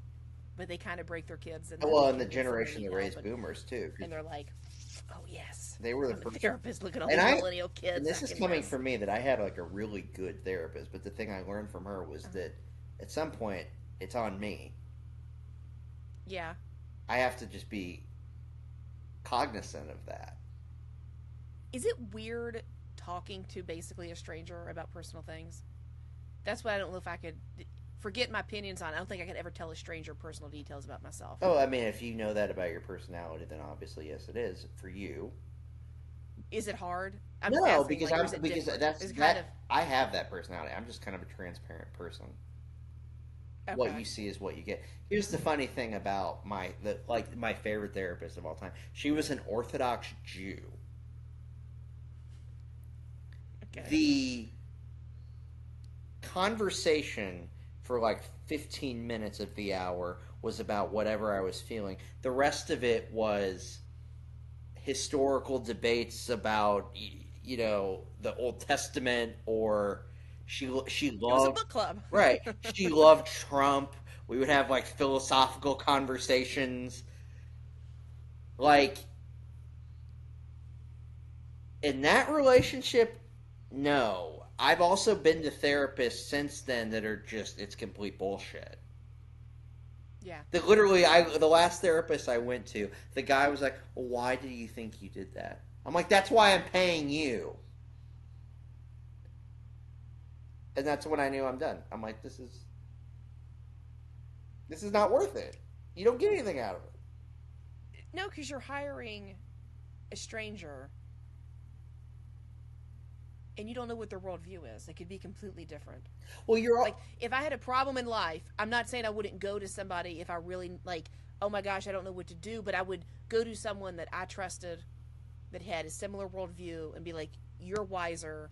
What should I do in this situation? But it wouldn't be for me to go hire somebody who has no, well, I no, I don't mean, know if they have the same moral compass as me. you can, well, I mean, you can voluntarily choose therapists. Like when you go to find one, usually they have to list like their But philosophy. like, do you really know? No, But do you no, really you know? don't. And then That's what I'm saying. You don't really know. number Yeah. two is you're paying someone to achieve the concept of self awareness.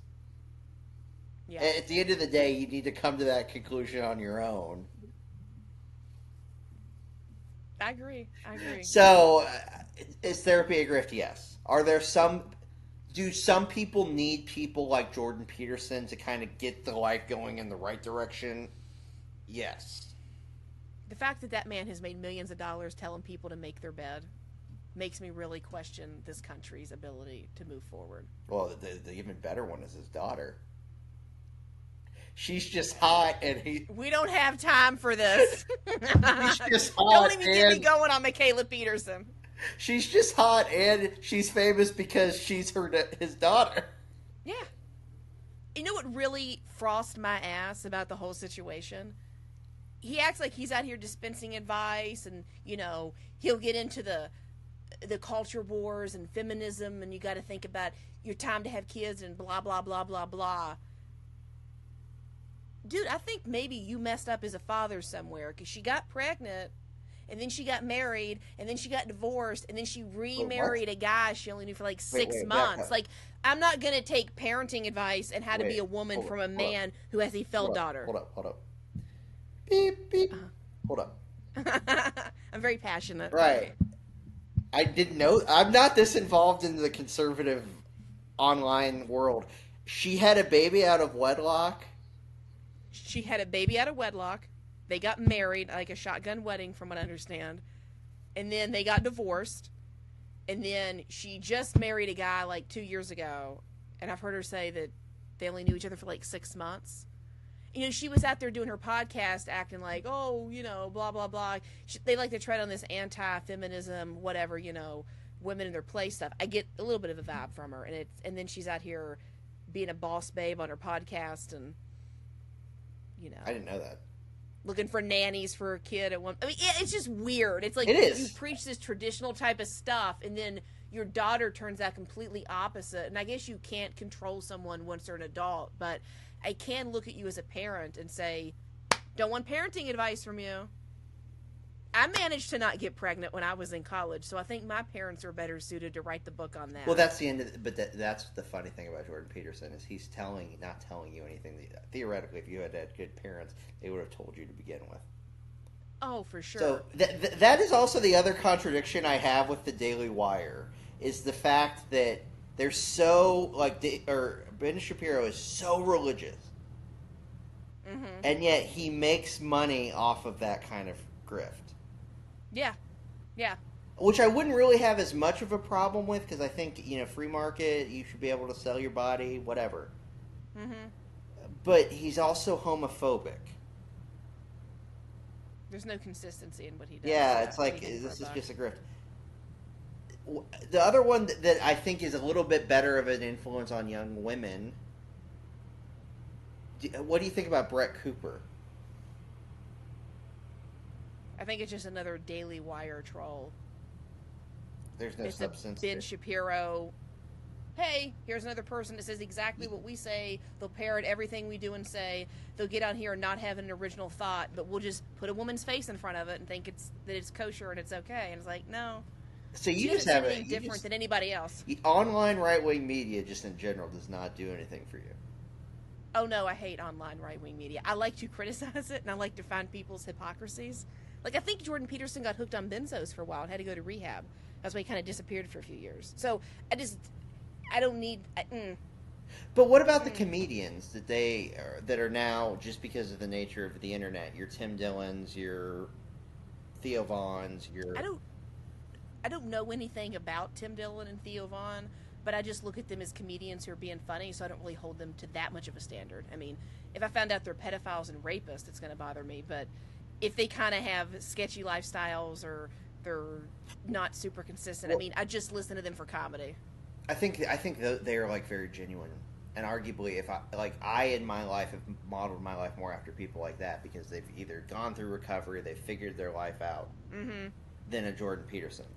Although they're now, I don't think they're hiding it. Like they talk about stuff on their podcast, and like Theo Vaughn says some crazy stuff, and I'm thinking that'd be kind of embarrassing to say, but it must have happened. And he's saying he's not hiding it. It's interesting that they're in the same ecosystem.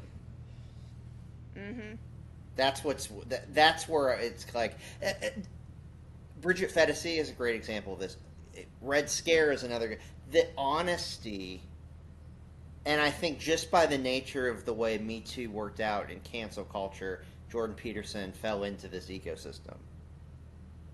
But I do think that you should, as someone who aspires to be a cultural commentator, and which is the most pretentious thing you can possibly say. No, it's called thought leader. Right, or thought leader. As somebody who kind of wants to go that way in the world, I think your more authentic people who have actually had the experience are better suited to this than I would say your Jordan Peterson. Although I did forget Jordan Peterson he clearly has a drug addiction. I forgot the I benzos understand. thing. Yeah. And I guess it's just weird to me that you think you can dispense advice. I mean, his bailiwick is making money off of telling people basically to get their shit in order. And Yeah, then but he's some over people need here that. raising a wild child and getting himself hooked on benzos. And, like, I know he'll say his wife got sick and it stressed him out, and I get that, and that's awful, but I've known a lot of people whose spouses got cancer and died, and they didn't go get hooked on benzos. Yeah. I mean, And it's you're possible. 100% right about his daughter. His daughter would not be anything if it wasn't for him and the fact that she's slightly attractive. Nepo baby to the extreme. Has nothing to say. And you know, why did people like Joe Rogan have her on his podcast? Why did she get that opportunity? Because she's a Nepo baby. She's going to get enough views doing her own thing because her last name's Peterson. But why do these other podcasts invite Nepo babies on? Like, there's enough people out Because here they have trying to, to do the something on their own. ecosystem has to be self-fulfilling. I guess so. That's all it is. You They know- just you talk know to each other. that. They're famous. I know. I just want to deny it. You know, but you know that too. Like the minute you have Michaela Peterson on, you would get how many views? A lot. Well, I don't know for her a lot, but Okay, it'd be more than you. right, I'll be exactly. real You're honest, 100% right. The minute you have, better example, Marianne Williamson. Mhm. How many views would you get that are outside I of would your? 50,000 views. That's my point. Let's say that. Yeah. And I like Marianne. But that's what's so funny about people like Tucker Carlson and Joe Rogan.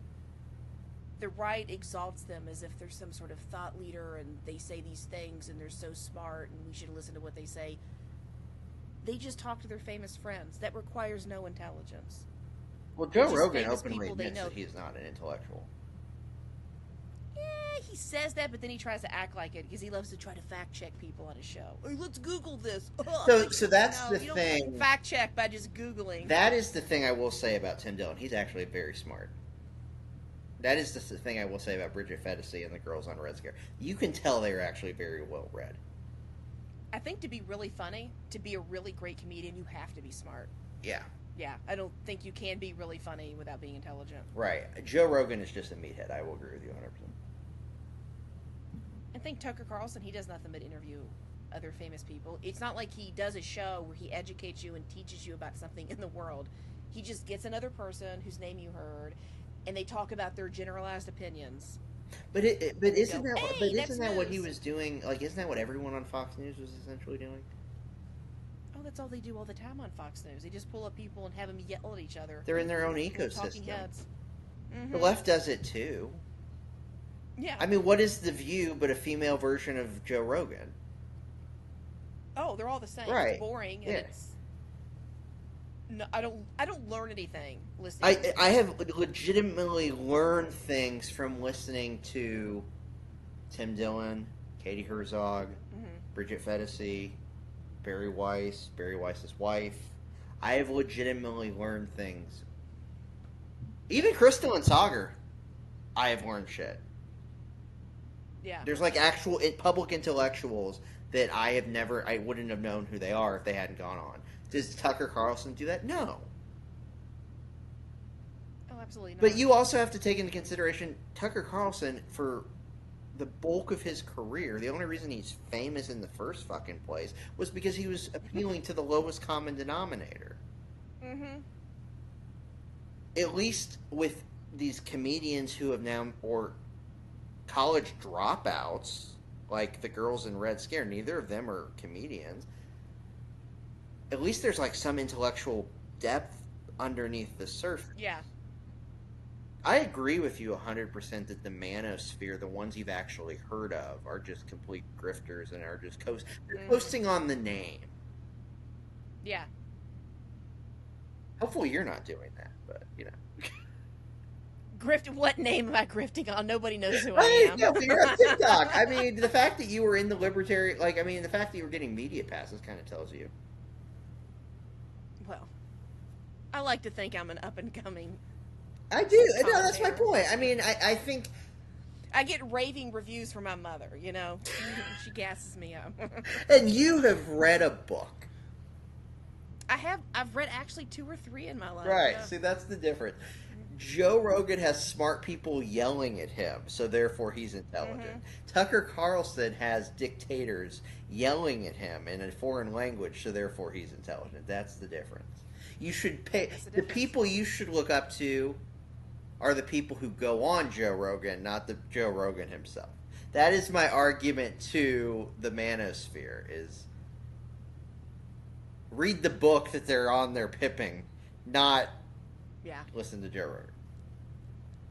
Isn't it funny how people do their interviews and they have their books lined up across the shelf or on their desk, Right. making you think that they read it? And I'm going, you never read anything And in your the life. funny thing about that is that it's not hard to read now. We have audiobooks. I know, it can talk into your ear. Yeah. Are you familiar with who Marshall McLuhan is? I feel like I've heard the name. He's like big in media theory circles, and he has this one concept called the medium is the message. Well, Tucker Carlson is the medium, not the message.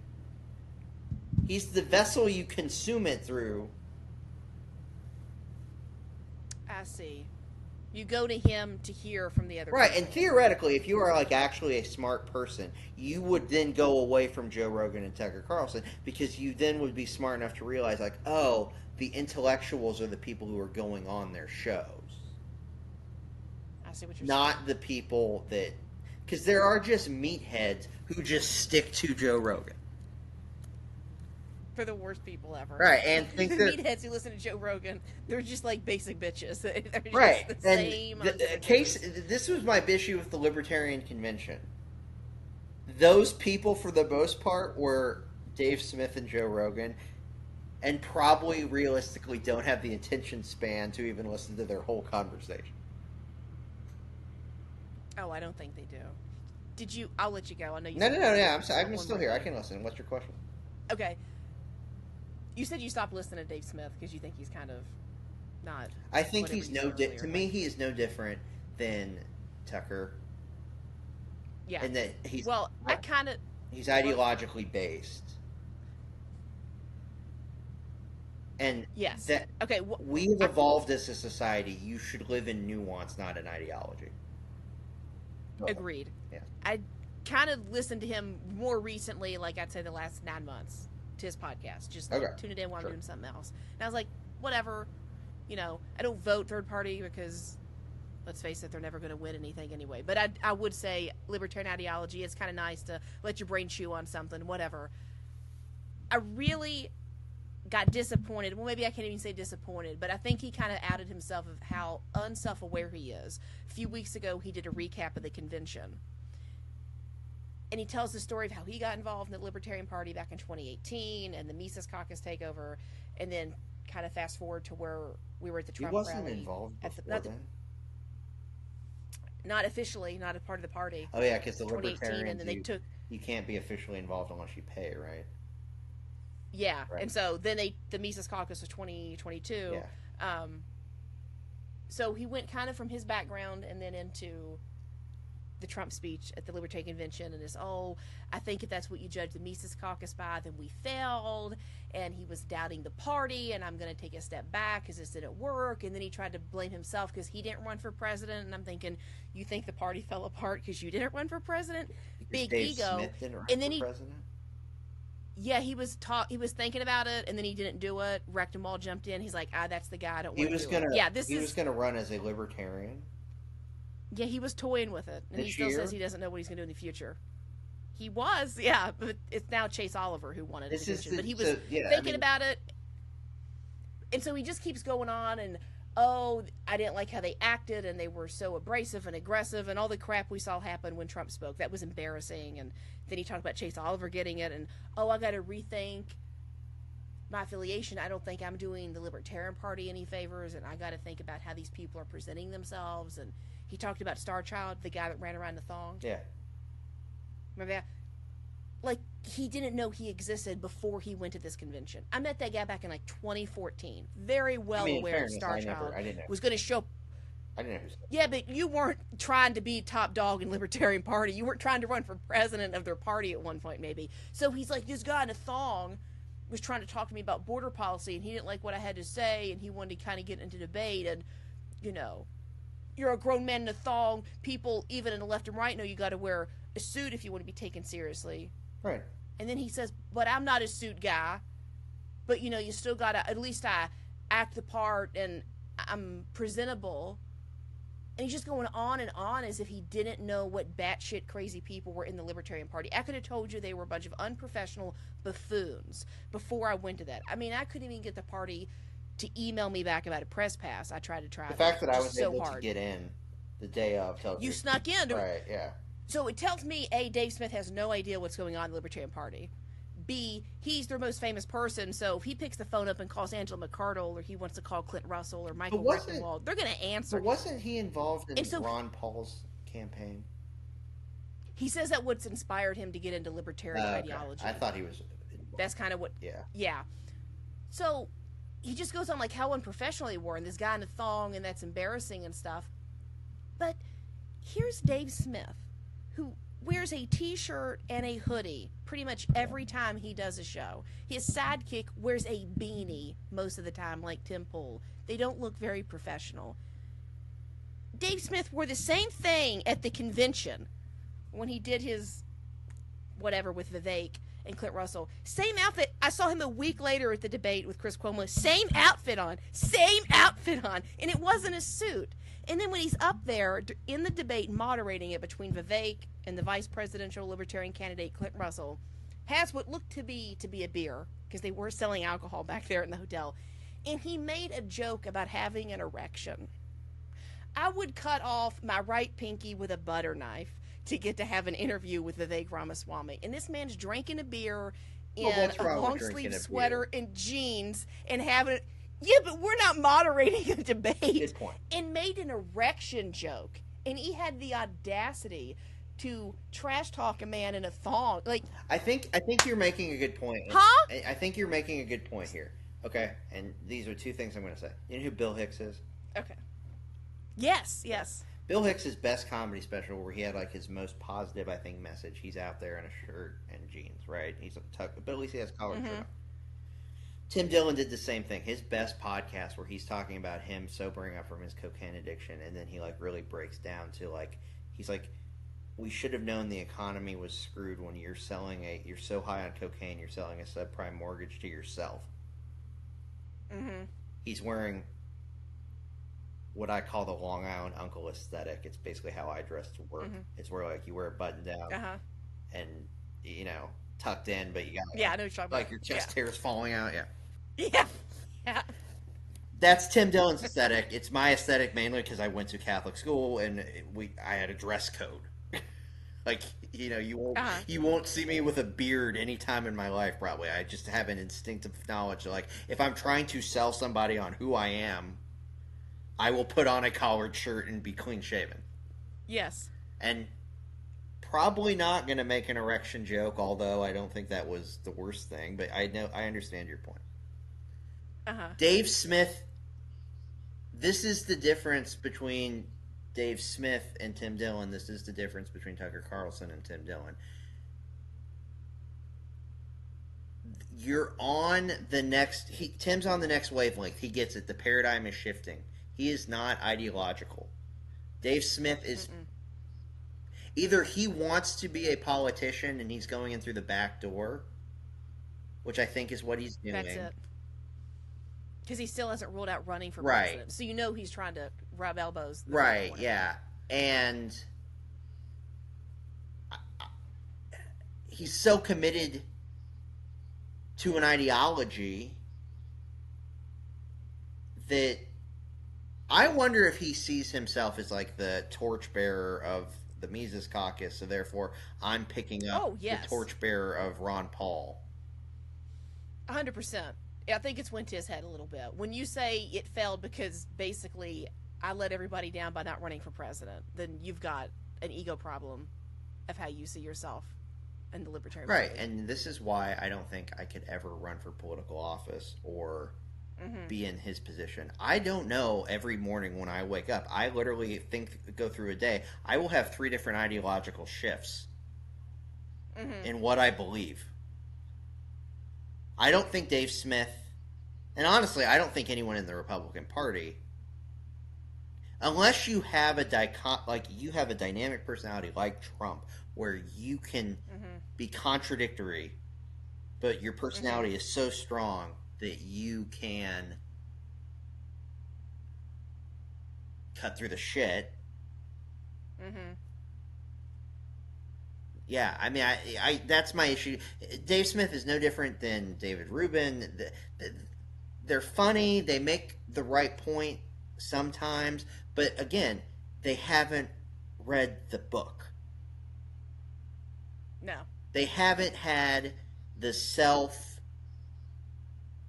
awareness that you have to have, and had the internal monologue. Do I actually believe this? Do I? Yeah. That's my issue with Dave Smith. I think he's funny. I think he makes good points. Is he a torchbearer of an intellect? It's the difference between a politician and a commentator, or like a prolific, like a Bill Hicks type person. Bill Hicks put the work in to get through it. A lot of politicians, they just are. I mean, honestly, sometimes there are some politicians who are like this. I would say Thomas Massey is a good example. You can tell he's actually thought this through. Yeah. Ron Paul actually thought this through. I'm trying to think of an example of this on the left. Bobby Kennedy, I think, has thought about what he actually believes. Yeah. Yeah. And I don't think you can be an anti-vaxxer or not. Right. I don't think people like Dave Smith, it's like, okay, I'm committing to this ideology. And that's why he's able to sit on, the moral high ground. He always brings up what's going on in Yemen. Yeah, it's horrific. Yeah, I know, yeah. It's like, but what have you thought about this? Like, have you taken the others? That's the thing. I cannot commit to anything long enough to know do I actually believe this? And I think that is the future of politics. And I think that's why you're starting to notice Tucker is like, oh, podcasts have been so influential. It's like, dude, okay, yeah, we all had this thought like 5 years ago. Welcome to the fucking conversation. Yeah. And he's like, It took you getting fired off of the big dogs, yeah. Right. But yeah, I'd be down to do this. What? Go ahead. I was just going to kind of bump draft off of what you were saying. You know who Barbara Corcoran is on Shark Tank? Yeah.